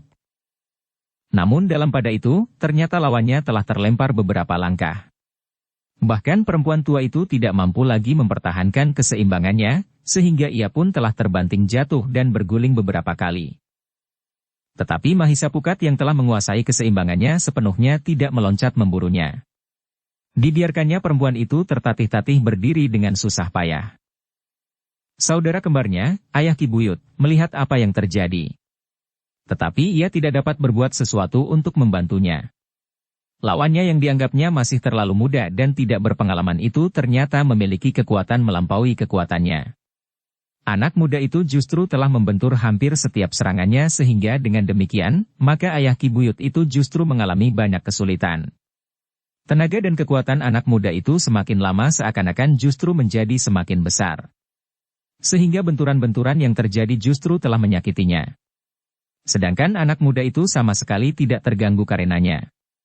Seakan-akan setiap benturan itu tidak terasa olehnya. Dengan demikian, maka ayah Ki Buyut itu benar-benar tidak mempunyai pertimbangan lain kecuali dengan secepat-cepatnya membunuh orang-orang itu dengan cara apapun juga. Karena itu, maka ketika ia mendapat kesempatan, ia pun dengan serta-merta telah menyerang lawannya yang muda itu dengan senjatanya. Sebilah keris yang besar yang diselipkan pada rangkanya di punggungnya. Mahisa Murti telah meloncat beberapa langkah surut. Dengan saksama ia telah memperhatikan keris yang besar itu. Namun karena keris itu selalu bergerak, maka Mahisa Murti tidak dapat melihat wujudnya dengan jelas. Apalagi cahaya lampu minyak yang hanya remang-remang sampai di longkangan itu. Tetapi keris itu menurut penglihatan Mahisa Murti, tentu bukan keris kebanyakan, karena di ujung keris itu seakan-akan nampak cahaya kemerah-merahan. Kau telah terjerat oleh kesombonganmu sendiri anak muda, geram ayah Ki Buyut itu. Darahmu akan dihisap oleh ujung kerisku yang ternyata memang sudah haus. Cahaya merah di ujung keris itu adalah pertanda bahwa kerisku memerlukan minum darah anak muda seperti kau ini. Mahisa Murti termangu-mangu sejenak. Namun ia pun kemudian menarik pedangnya sambil berkata, "Aku tidak peduli cahaya kemerahan di ujung kerismu itu. Tetapi jika tanganku lebih terampil dari tanganmu, maka pedangkulah yang akan meneguk darahmu." "Persetan," geram ayah Ki Buyut yang sudah tua itu. Ternyata anak muda itu memang tidak dapat ditakut-takuti dengan cara apapun juga. Sementara itu, saudara kembar perempuannya itu pun tidak mempunyai pilihan lain pula. Ia pun telah menarik kerisnya yang sama besar dengan keris saudara kembarnya itu, yang juga dilekatkan pada punggungnya. Dengan demikian, maka sejenak kemudian, perempuan tua itu pun telah melangkah setapak demi setapak maju mendekati Mahisa Pukat dengan keris yang teracu. Ternyata bahwa bukan saja mereka adalah saudara kembar. Keris yang dipegang oleh kedua orang itu pun nampaknya juga kembar. Di ujung keris perempuan tua itu juga nampak cahaya yang kemerah-merahan. Mahisa Pukat pun kemudian telah mencabut pedangnya pula. Bahkan ia pun berkata, "Bagus. Kau nampaknya sudah jemu bertempur malam ini. Karena itu, kau telah berusaha untuk mempercepat kematianmu sendiri. Kau pancing aku menarik senjataku. Dan itu berarti bahwa kau akan segera mati." Perempuan itu menggeram. Dengan cepat pula ia telah menyerang Mahisa Pukat. Ternyata bahwa perempuan tua itu masih juga mampu bergerak dengan cepat sambil memutar kerisnya. Kecepatan geraknya yang dilandasi dengan ilmunya. Karena itu, maka Mahisa Pukat harus benar-benar mengerahkan kemampuannya. Ia tidak dapat membiarkan ujung keris lawannya itu menyentuh kulitnya. Sentuhan ujung keris itu akan dapat mengoyakkan kulitnya. Jika hal itu terjadi beberapa kali, maka ia akan terluka arang-keranjang. Karena itu, maka Mahisa Pukat pun harus mengerahkan segenap kemampuan ilmu pedangnya. Nampaknya Mahisa Murti pun harus bekerja keras untuk dapat mengimbangi lawannya. Sebagaimana sebelumnya, maka Mahisa Murti berusaha untuk mengurangi kecepatan gerak lawannya dengan mengerahkan kekuatannya. Mahisa Murti berusaha membenturkan kekuatannya pada setiap kesempatan. Ia tidak terlalu banyak menghindar karena kadang-kadang memang tidak ada kesempatan. Tetapi pada setiap benturan, terasa senjata lawannya telah bergetar. Dengan memperhitungkan kelemahan lawannya itulah, maka Mahisa Murti telah bertempur dengan sengitnya melawan ayah Ki Buyut yang sudah tua namun yang justru memiliki pengalaman yang bertimbun di dalam dirinya. Dalam pada itu, selagi Mahisa Murti dan Mahisa Pukat bertempur melawan kedua orang saudara kembar Dampit itu, maka Ki Bekel dan Ki Buyut seakan-akan jadi membeku. Namun dalam keadaan yang semakin rumit bagi ayah Ki Buyut itu, maka Ki Bekel mulai memperhatikan kakek tua yang masih juga berdiri termangu-mangu. Dengan hati-hati agar tidak menarik perhatian kakek tua itu, maka Ki Bekel telah mendekati Ki Buyut. Kemudian ia pun telah berbisik di telinganya. "Kita selesaikan kakek tua itu.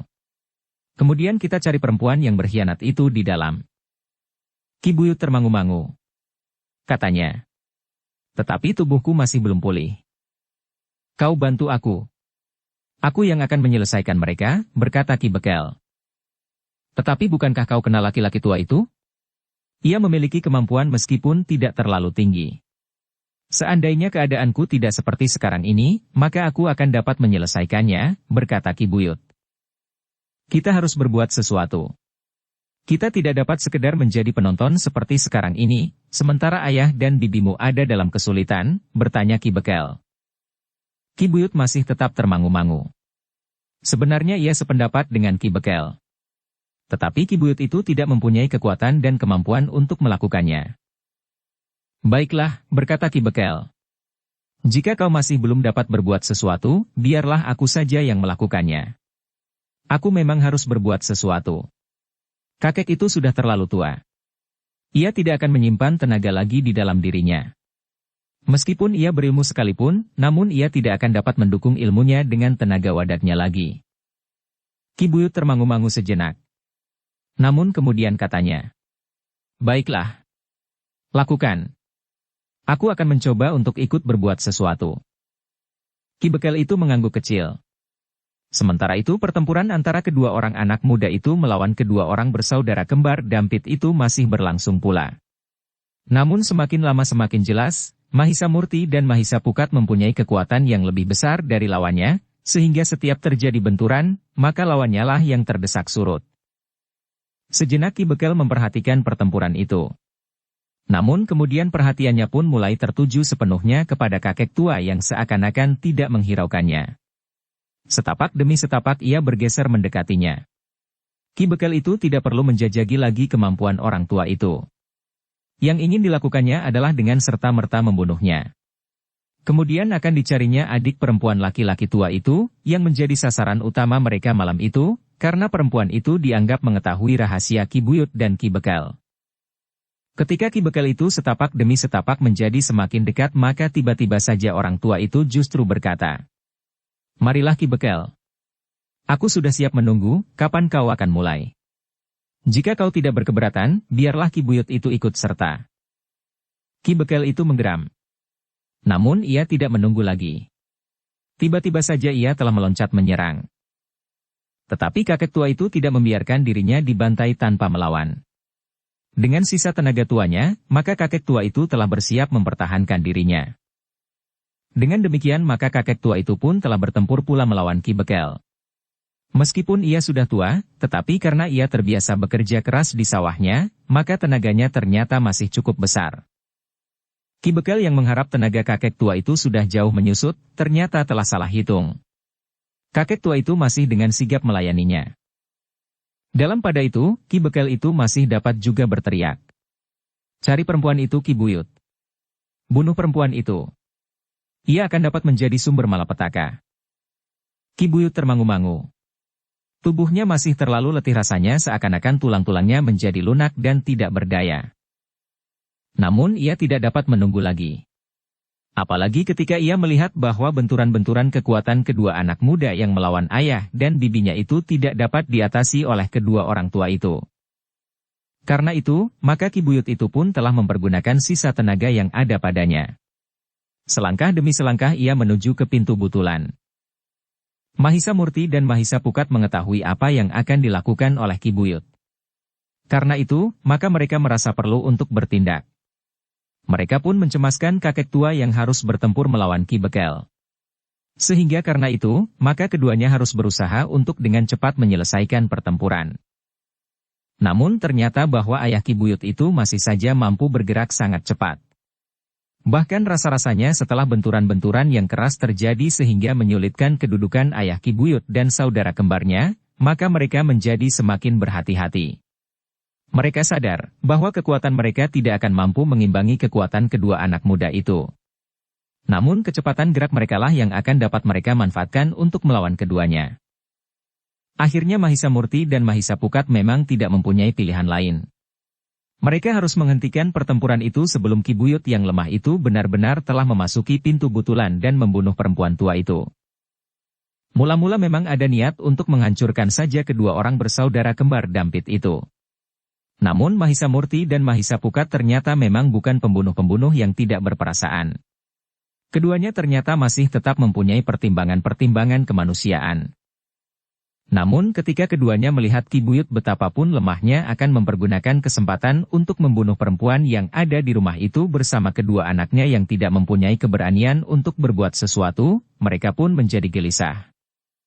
Mahisa Pukatlah yang lebih dahulu mengambil sikap. Cara yang paling lunak bagi lawannya adalah membuatnya kehilangan kekuatan dan kemampuannya. Karena itu, maka ia pun telah mengeterapkan ilmunya untuk menghisap kemampuan ilmu dan kekuatan tenaga lawannya. Namun dalam pada itu, Mahisa Murti tidak mau membiarkan Ki Buyut memasuki pintu butulan. Karena itu, demikian langkah Ki Buyut hampir mencapai pintu butulan itu, maka Mahisa Murti telah meloncat mengambil jarak dari lawannya. Dengan menghentakkan daya kekuatan ilmunya, maka telah menjulurkan tangannya dengan telapak tangan terbuka ke arah telundak pintu butulan itu. Akibatnya memang dahsyat sekali. Sebuah cahaya seakan-akan telah terlontar dari telapak tangan Mahisa Murti, meluncur dan mengenai telundak pintu butulan itu. Telundak pintu butulan itu seakan-akan telah meledak. Bahkan tanah di bawah pintu itu pun bagaikan memencar ke udara, menghambur ke sekitarnya. Ki Buyut yang terkejut bukan buatan, dengan serta-merta telah meloncat mundur. Tetapi karena tubuhnya yang masih sangat lemah itu, maka ia pun telah terjatuh didorong oleh getaran udara di saat kemampuan ilmu Mahisa Murti menghantam telundak pintu. Rumah yang besar itu seakan-akan telah terguncang oleh gempa. Sementara uger-uger pintu itu sebelah menyebelah telah runtuh pula. Semua orang yang mendengar ledakan dan menyaksikan pintu yang bagaikan dikoyak-koyak itu pun terkejut bukan buatan. Bahkan ayah Ki Buyut yang berilmu tinggi beserta saudara kembar perempuannya itu pun terkejut bukan buatan. Keduanya telah melenting menjauhi lawan-lawan mereka untuk dapat melihat apa yang telah terjadi. Sejenak mereka termangu-mangu. Namun kemudian ayah dan bibi Ki Buyut itu telah berlari dan kemudian berjongkok di sisi Ki Buyut. "Bagaimana keadaanmu?" bertanya ayahnya. Ki Buyut menarik nafas dalam-dalam. Ia memang tidak apa-apa selain terlempar jatuh. Tubuhnya memang terasa sakit.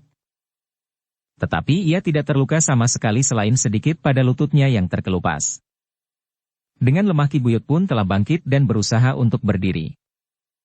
"Aku tidak apa-apa," desis Ki Buyut. Ayahnya menarik nafas dalam-dalam. Namun ia pun kemudian telah berpaling kepada Mahisa Murti dan Mahisa Pukat yang masih berdiri tegak. Sementara itu, kakek tua dan Ki Bekel pun telah berhenti pula bertempur. Ternyata ayah Ki Buyut mempunyai tanggapan yang salah terhadap peristiwa itu. Ia menyangka bahwa yang dilakukan oleh Mahisa Murti itu sama sekali tidak akan dapat dengan serta-merta berakibat buruk bagi seseorang.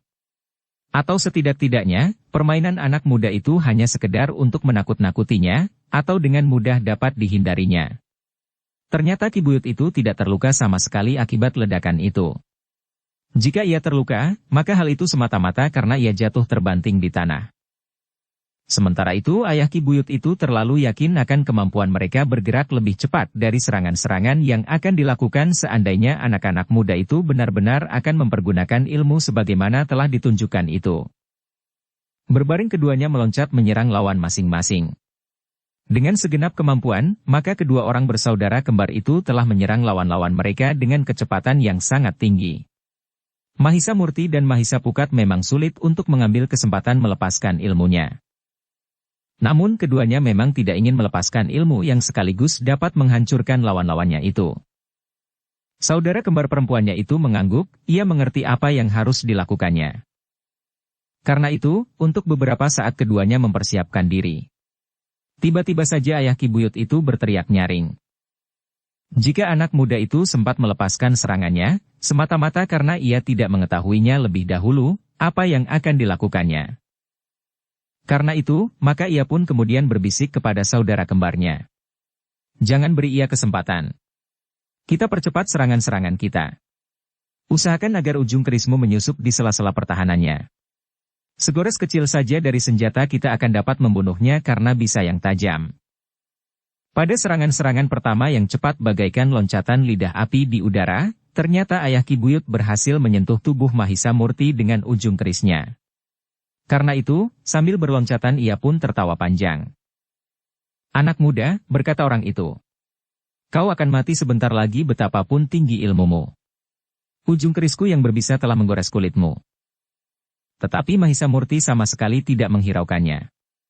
Ia masih saja bertempur sambil membenturkan senjata untuk menangkis serangan-serangan lawannya pada setiap kesempatan. Kekuatan anak muda itu memang luar biasa. Tetapi itu sudah disadari oleh ayah Ki Buyut, sehingga karena itu, maka ia pun telah menggenggam senjatanya erat-erat, agar senjatanya tidak terlepas dari tangannya. Sementara itu, saudara kembar perempuannya itulah yang berteriak kepada Ki Buyut. "Lakukanlah sekarang. Masuklah dan cari perempuan itu." Kakek tua, kakak perempuan yang ada di dalam itu pun tidak mampu mencegahnya, karena Ki Bekel telah menyerangnya pula. Untuk beberapa saat Ki Buyut itu termangu-mangu. Namun ayahnya pun berteriak. "Cepat. Aku akan menjaga agar anak ini tidak mampu melepaskan serangan terhadapmu. Serangan yang hanya mampu sekedar satu permainan yang buruk." Ki Buyut mulai menghimpun sisa-sisa kekuatan di dalam dirinya. Namun demikian ia masih juga ragu-ragu. Pintu itu baginya menjadi sangat menakutkan. "Jika pintu meledak pada saat aku tepat berada di tengah-tengah," berkata Ki Buyut dalam hatinya sambil memandang pintu yang sudah menjadi berserakan. Namun ayahnya berteriak sekali lagi. Cepat! Jangan dungu seperti itu. Ki Buyut memang tidak dapat berbuat lain. Ia pun kemudian melangkah mendekati pintu itu sekali lagi.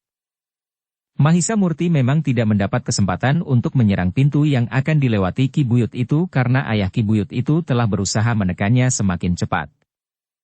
Tetapi ternyata bahwa Mahisa Pukat menyadari akan hal itu. Karena itu, maka Mahisa Pukatlah yang kemudian melakukannya. Ia berusaha untuk menekan lawannya dengan kekuatannya yang lebih besar dari lawannya, kemudian meloncat mengambil jarak. Mahisa Pukat hanya mengambil waktu sekejap untuk mengeterapkan ilmunya. Karena itu, maka sejenak kemudian, maka yang pernah dilakukan oleh Mahisa Murti itu pun telah terjadi lagi. Sekali lagi Ki Buyut terkejut bukan buatan ketika pintu yang sudah rusak berserakan itu meledak. Beberapa batang kayu bagaikan dilontarkan ke udara. Sementara rumah itu pun sekali lagi bagaikan diguncang oleh gempa yang keras. Ki Buyut yang terkejut itu telah didorong oleh getaran udara yang keras di saat ia meloncat. Karena itu, maka tubuh Ki Buyut itu bagaikan telah dilemparkan dan jatuh sekali lagi di tanah tanpa dapat menahan diri sama sekali. Sekali lagi pertempuran di longkangan itu bagaikan terhenti. Namun tidak terlalu lama, karena ayah Ki Buyut itu ternyata tidak lagi berlari-lari mendekati anaknya yang terbaring. Namun ia telah berteriak kepada saudara kembarnya itu. Kita bunuh anak-anak itu. Cepat. Aku sudah melukai lawanku. Lakukanlah atas lawanmu. Segores kecil akan dapat membunuhnya dalam waktu yang singkat. Tetapi Mahisa Murti menjawab. Kau salah Kisanak. Kau memang berhasil mengoyak kulitku meskipun hanya segores kecil, yang menurut dugaanmu akan dapat membunuhku. Tetapi agaknya kau hanya sekedar menakut-nakuti. Ternyata luka itu sama sekali tidak berpengaruh.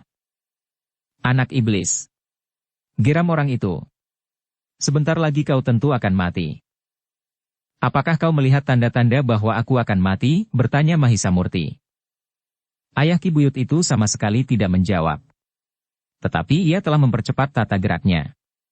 Namun seperti yang dikatakan, ternyata anak muda itu seakan-akan tidak terpengaruh sama sekali oleh bisa di ujung kerisnya yang kemerah-merahan itu. Untuk beberapa saat lamanya ayah Ki Buyut itu masih berpengharapan. Tetapi ternyata bahwa lawannya benar-benar tidak terbunuh oleh racunnya. Bahkan lawannya itu seakan-akan telah menjadi semakin kuat. Saudara kembar perempuannya itu pun telah berusaha sejauh dapat dilakukan. Dikerahkannya ilmunya untuk dapat menggoreskan ujung kerisnya dimanapun di bagian tubuh lawannya. Tetapi setiap senjatanya justru telah membentur senjata anak muda itu. Kekuatan anak muda itu setiap kali serasa hampir melemparkan senjatanya.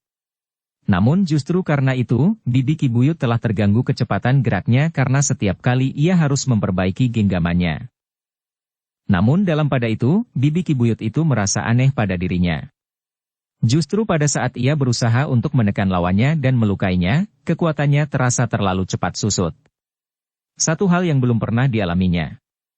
Sudah beberapa ratus kali ia bertempur melawan lawan yang sempat menggetarkan jantungnya. Namun ia tidak pernah mengalami kesusutan tenaga seperti yang dialaminya. Semula ia mengira bahwa ia telah mengerahkan tenaganya melampaui takaran kekuatannya. Namun perempuan itu tidak yakin akan hal itu, karena terasa susutnya tenaganya terjadi begitu cepatnya. Dengan demikian maka perempuan itu pun tidak lagi mampu bergerak lebih cepat lagi. Bahkan rasa-rasanya tulang-tulangnya menjadi semakin lemah.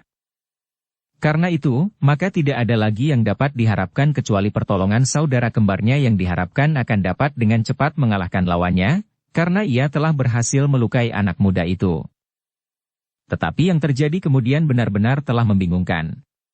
Bukan saja bibi Ki Buyut itu, tetapi juga ayahnya, Ki Bekel dan bahkan kakek tua lawan Ki Bekel itu. Sementara Ki Buyut tulang punggungnya bagaikan telah patah. Dalam keadaan yang lemah ia telah terbanting untuk kedua kalinya. Ayah Ki Buyut yang mula-mula merasa yakin akan kemenangannya menjadi semakin cemas. Anak muda yang telah tergores ujung kerisnya itu sama sekali tidak terpengaruh olehnya. Ia masih saja bertempur dengan kuatnya. Tidak ada tanda-tanda yang menunjukkan bahwa anak muda itu akan mati karena racun. Bahkan ternyata semakin lama kekuatan ayah Ki Buyut itu menjadi semakin susut. Jauh lebih cepat dari keadaan yang wajar, betapapun ia bertempur dan mengerahkan kekuatannya. Bahkan melawan 2-3 orang sekaligus. Tetapi bertempur melawan anak muda itu kekuatannya bagaikan terlempar keluar dari dirinya berbareng dengan loncatan-loncatannya yang cepat. Namun yang semakin lama menjadi semakin lambat. Akhirnya, ayah Ki Buyut itu telah kehilangan kemampuannya untuk bertempur. Ia terlambat menyadari bahwa ia telah berhadapan dengan anak-anak muda yang memiliki kemampuan ilmu untuk menghisap kekuatan lawannya. Dalam pada itu, Ki Buyut yang berusaha untuk bangkit justru menjadi heran melihat suasana pertempuran itu. Demikian pula Ki Bekel yang telah meloncat menjauhi lawannya, kakek tua itu. Apa yang sebenarnya terjadi, desis Ki Bekel. Iblis yang licik, terdengar ayah Ki Buyut itu mengumpat. Kau curi kekuatan dan kemampuan ilmuku, heh? Kenapa kau tidak berlaku jantan dan bertempur sebagaimana seorang laki-laki? Tetapi dengan licik dan pengecut kau hisap ilmu dan kekuatanku sampai habis? Mahisa Murti berdiri tegak sambil memegang hulu pedangnya, ketika ayah Ki Buyut itu berdiri tertatih-tatih. Sementara itu saudara kembar perempuannya pun telah kehilangan seluruh kekuatannya pula. Bahkan perempuan tua itu harus mencari sandaran untuk dapat tetap tegak berdiri. Karena itu, maka perempuan tua itu telah berdiri bersandar sebatang pohon di longkangan itu. Ayah, Bibi, apa yang terjadi? Bertanya Ki Buyut. Dengan lemahnya, ia telah berjalan untuk tidak terjatuh. Iblis ini licik sekali, berkata ayahnya. Yang terjadi atasmu itu terjadi pula atasku. Ternyata ia memiliki ilmu seorang pengecut yang mampu mencuri kekuatan dan kemampuan ilmu lawannya. Ki Buyut menarik nafas dalam-dalam. Tetapi ia pun bertanya. Tetapi bukankah ayah sudah melukainya? Ujung keris ayah telah meracuninya. Tetapi kenapa ia tidak mati? Ia memang iblis yang licik dan jahanam, jawab ayahnya yang lemah itu. Ternyata bahwa ia mempunyai penangkal racun yang sangat kuat, sehingga racun di ujung kerisku tidak dapat membunuhnya. Ki Buyut benar-benar menjadi cemas. Kedua orang yang tidak dikenal di kabuyutan itu, benar-benar telah memasuki persoalan yang ada tanpa dapat dicegah. Ayah dan bibinya yang dianggap orang-orang yang mempunyai banyak kelebihan dari orang kebanyakan itu pun tidak dapat melawan kedua anak muda itu.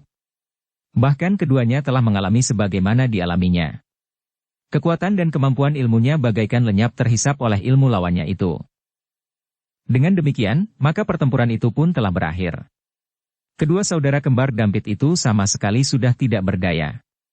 Mahisa Murti dan Mahisa Pukat tidak merasa perlu untuk mengawasi mereka, karena mereka tidak akan dapat melarikan diri. Bahkan Mahisa Pukat pun telah mendekati Ki Buyut yang termangu-mangu sambil bertanya. Ternyata kau sudah mampu berjalan sampai ke tempat ini, Ki Buyut. Aku telah memaksa diri, jawab Ki Buyut. Mahisa Pukat tersenyum. Sambil menyentuh lengan Ki Buyut dengan jarinya ia berkata. Apakah kau ingin kehilangan kekuatanmu sepenuhnya? Jangan, minta Ki Buyut. Mahisa Pukat menarik tangannya. Tetapi sentuhan kecil itu memang terasa akibatnya. Tubuh Ki Buyut seakan-akan menjadi semakin lemah, meskipun ia masih juga dapat berdiri dan melangkah mendekati ayahnya. Mahisa Murtilah yang kemudian mendekati Ki Bekel yang berdiri tegak dengan jantung yang berdegup semakin cepat. Ternyata ia masih belum mampu mengalahkan kakek tua itu. Sementara itu orang-orang yang diandalkannya ternyata sama sekali tidak mampu menyelesaikan persoalan mereka. Ki Bekel, bertanya Mahisa Pukat. Bagaimana dengan kau sekarang? Aku tidak akan berbuat apa-apa. Aku hanya sekedar melakukan perintah, jawab Ki Bekel. Tetapi Mahisa Pukat tertawa. Katanya, ketika kami memasuki kabuyutan, maka kaulah yang nampaknya memegang peranan. Semua orang yang akan bertemu dengan Ki Buyut, harus bertemu lebih dahulu dengan Ki Bekel. Itu pun hanya perintah, jawab Ki Bekel yang sudah menjadi gemetar. Ketika Mahisa Pukat melangkah mendekat, Ki Bekel itu melangkah surut. Kemarilah Ki Bekel, berkata Mahisa Pukat. Aku tidak akan menyakitimu. Aku hanya ingin kau tidak lari. Di hari-hari yang ditentukan, maka Ki Buyut akan bertemu dengan kedua cucu Ki Buyut yang tua itu. Ki Bekel memang tidak dapat lari dari tangan kedua anak muda itu. Ketika dilihatnya kedua anak muda itu mendekatinya, maka ia pun menjadi hampir pingsan karenanya. Namun kedua anak muda itu memang tidak menyerangnya atau memukulnya, apalagi membunuhnya. Mahisa Murti yang lebih dahulu mencapainya hanya menyentuh Ki Bekel itu dengan tangannya pada lengannya sambil berkata, Kau tidak boleh lari Ki Bekel. Kau akan dapat menjadi saksi atau bahkan menjadi orang yang harus diadili oleh rakyat Kabuyutan ini. Jangan, minta Ki Bekel. Aku tidak pernah berbuat apa-apa. Aku hanya melakukan perintah. Mahisa Murti tidak menjawab. Sementara Mahisa Pukat pun berdiri tegak di hadapannya sambil berkata, semuanya akan segera jelas Ki Bekel. Aku tidak tahu apa-apa. Aku tidak tahu apa-apa. Ki Bekel itu berteriak. Mahisa Murti tidak menjawab. Namun ketika ia melepaskan tangannya, Ki Bekel itu pun telah menjadi terhuyung-huyung. Hampir saja ia terjatuh. Hanya dengan susah payah saja ia masih tetap dapat berdiri tegak. Wow, ilmu iblis manakah yang ada pada kedua anak muda ini? Bertanya Ki Bekel di dalam hatinya. Tetapi ia sama sekali tidak berani mengucapkannya. Demikianlah, 4 orang yang memasuki longkangan itu telah menjadi tidak berdaya. Ki Buyut, ayah dan bibinya serta Ki Bekel bagaikan menjadi orang-orang yang tidak bertenaga sama sekali. Dengan nada rendah, Mahisa Murti kemudian berkata, nah, jika kalian merasa letih, duduklah di serambi itu sambil menunggu siang. Kita akan pergi ke Kabuyutan. Tanpa menunggu hari berikutnya, kita akan berbicara dengan para bebahu Kabuyutan ini dan kedua orang cucu Ki Buyut yang tua itu. Tidak seorang pun yang menjawab. Mereka menyadari bahwa mereka tidak akan dapat berbuat apa-apa di hadapan kedua anak muda yang memiliki ilmu yang sangat tinggi itu. Ilmu yang dapat membuat mereka tidak berdaya sama sekali. Bahkan dalam keadaan yang demikian, mereka mulai percaya, seandainya anak-anak muda itu mempergunakan ilmunya yang lain, yang dapat memecahkan pintu butulan rumah itu tanpa menyentuhnya, maka mereka pun akan hancur seperti pintu itu.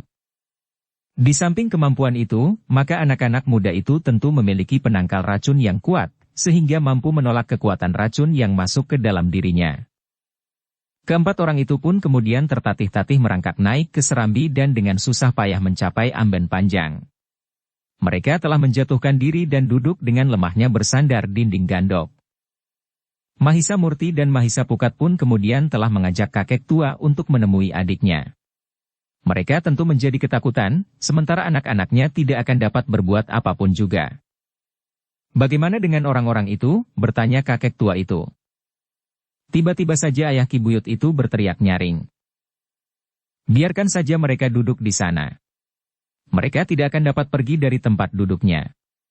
Seandainya mereka mencoba juga untuk pergi, maka sampai besok menjelang pagi, mereka tentu masih akan berada di sekitar padukuhan ini. Kita akan dapat dengan mudah menemukan mereka, sementara itu tidak akan ada seorang pun yang akan dapat mengobati mereka, jawab Mahisa Murti. Kakak tua itu mengangguk-angguk meskipun keraguan-raguan masih nampak pada sorot matanya. Tetapi bersama Mahisa Murti dan Mahisa Pukat mereka telah memasuki rumah itu lewat pintu yang telah dirusakkan oleh Mahisa Murti dan Mahisa Pukat. Sebenarnya lah bahwa perempuan tua, adik kakek tua itu menjadi sangat ketakutan. Kedua anaknya memang sudah terbangun. Tetapi mereka juga menjadi ketakutan seperti ibu mereka. Mahisa Murti dan Mahisa Pukat memang merasa heran melihat kedua anak perempuan yang ketakutan itu. Agaknya kedua anaknya benar-benar anak yang sangat manja sehingga mereka tidak mengerti apa yang harus mereka lakukan bagi diri mereka sendiri. Telah terbiasa bagi mereka untuk selalu mendapat bantuan dalam keadaan apapun bahkan meskipun pekerjaan yang mereka lakukan adalah pekerjaan yang sangat mudah dilakukan oleh kanak-kanak sekalipun. Semua sudah berakhir, berkata kakek tua itu. Apa maksud Kakang? Bertanya adiknya. Orang-orang yang datang ke rumah ini sudah dilumpuhkan, jawab kakek tua. Siapakah mereka? Bertanya perempuan itu. Ki Buyut, Ki Bekel, ayah Ki Buyut dan saudara kembar perempuannya, jawab kakaknya. Perempuan itu masih menggigil. Dengan nada dalam ia bertanya. Apakah mereka sudah tidak berbahaya? Mereka sudah benar-benar dilumpuhkan, jawab kakek tua itu. Apakah untuk selanjutnya mereka tidak akan membahayakan hidup kami sekeluarga? Desak perempuan itu. Kakek tua itu termangu-mangu. Ia tidak dapat menjawab pertanyaan adiknya itu, sehingga di luar sadarnya ia telah berpaling kepada Mahisa Murti dan Mahisa Pukat.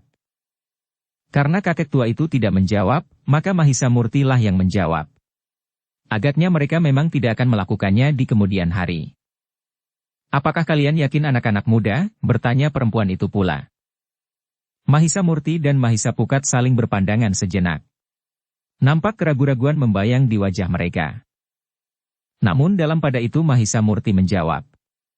Kita memang tidak akan dapat mengetahui apa yang akan terjadi kemudian. Tetapi kita dapat memperhitungkannya. Mudah-mudahan perhitungan kita itu tepat. Perempuan itu termangu-mangu sejenak. Namun kemudian ia berkata, tetapi apakah aku tidak akan terlibat dalam persoalan yang mungkin akan berkembang di kabuyutan ini? Kakek tua itu berkata, kau memang tidak akan dapat ingkar. Kau akan menjadi saksi dalam perkara yang menyangkut kedudukan Ki Buyut dengan kemenakan-kemenakannya itu. Tetapi jangan takut.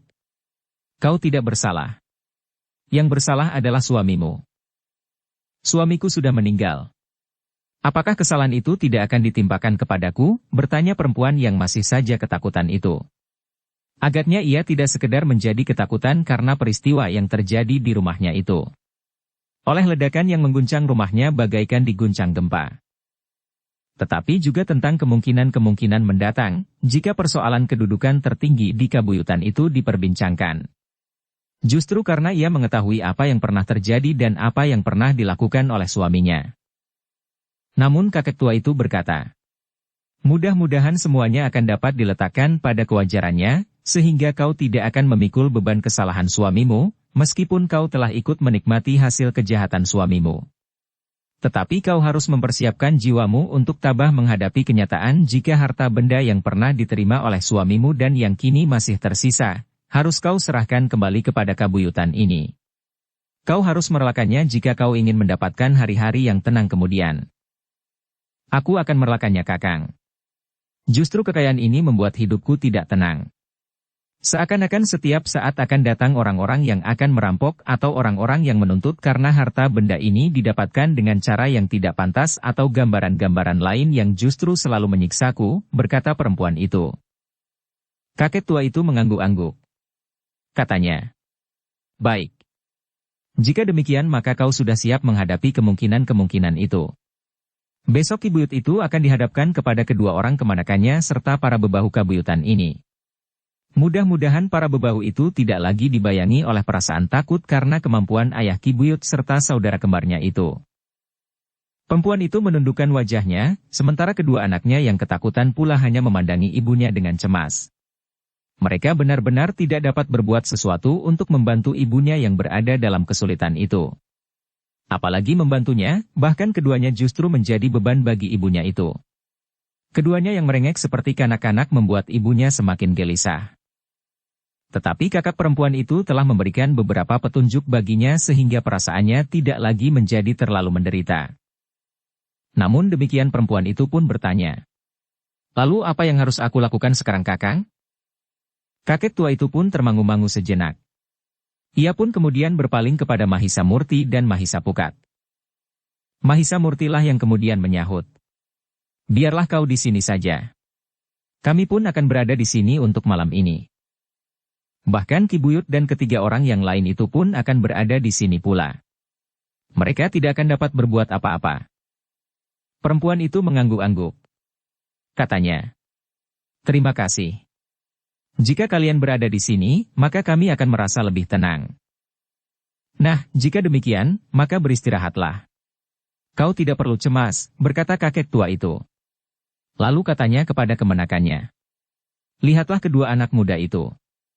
Umurnya tentu tidak terpaut banyak dengan umurmu. Kedua anak muda ini mampu berbuat apa saja yang dikehendakinya. Tetapi apa yang dapat kau lakukan? Merengek atau merajuk? Kemanakan laki-lakinya itu hanya menundukkan kepalanya saja. Memang wajahnya terasa menjadi panas.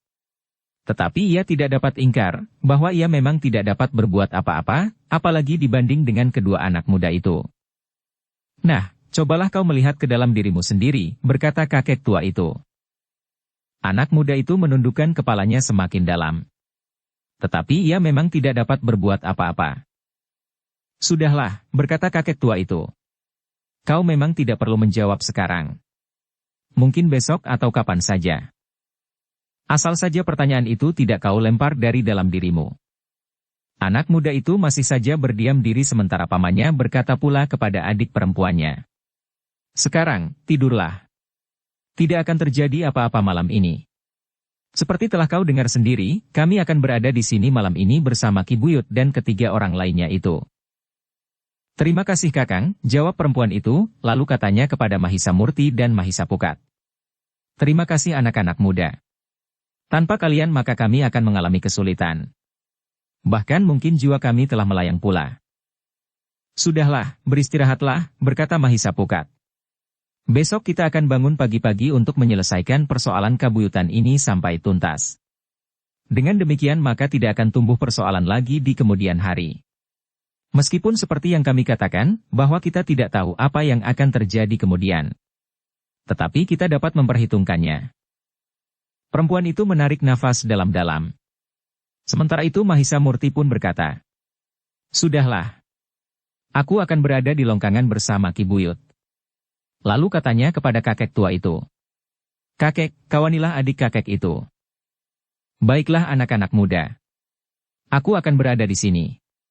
Bagaimanapun juga adikku itu tentu masih mengalami tekanan perasaan takut, berkata kakek tua itu. Kami minta izin untuk mempergunakan gandok di sebelah longkangan itu, berkata Mahisa Murti. Silahkan anak-anak muda. Tetapi gandok itu kotor. Aku masih belum sempat membersihkan, jawab perempuan itu. Biarlah kami membersihkannya, jawab Mahisa Murti. Demikianlah maka Mahisa Murti dan Mahisa Pukat pun telah keluar melalui pintu yang rusak itu. Mereka memang masih menemukan keempat orang yang lemah itu duduk di serambi bersandar dinding. Sambil melangkah ke gandok, Mahisa Murti pun berkata kepada Ki Buyut. Silahkan Ki Buyut dan yang lain untuk beristirahat di gandok. Aku sudah mendapat izin dari pemilik rumah ini untuk mempergunakan gandok itu. Ki Buyut tidak menjawab. Namun badannya yang terasa terlalu lemah rasa-rasanya memang ingin diletakkannya dengan berbaring. Karena itu, maka tawaran kedua anak muda itu dengan serta-merta telah diterimanya. Berempat Ki Buyut telah masuk ke gandok yang memang masih terasa berdebu. Dengan tebah sapu lidi, Ki Bekel mempergunakan sisa tenaganya yang ada untuk membersihkan amben bambu yang besar, yang terdapat di dalam gandok itu. Mereka pun kemudian telah membaringkan diri di amben yang besar itu untuk beristirahat. Tubuhnya yang sangat lemah, seakan-akan telah mereka letakkan begitu saja seperti meletakkan batang pohon pisang di halaman. Dengan berbaring, mereka memang merasa lebih baik daripada duduk bersandar dinding. Tetapi tidak mudah bagi mereka untuk melupakan keadaan mereka yang telah kehilangan tenaga dan kemampuan. Namun memang tidak ada pilihan bagi mereka daripada beristirahat sebaik-baiknya agar serba sedikit mereka akan mendapatkan kembali tenaga mereka yang telah terhisap oleh ilmu kedua anak muda yang jarang ada imbangannya itu.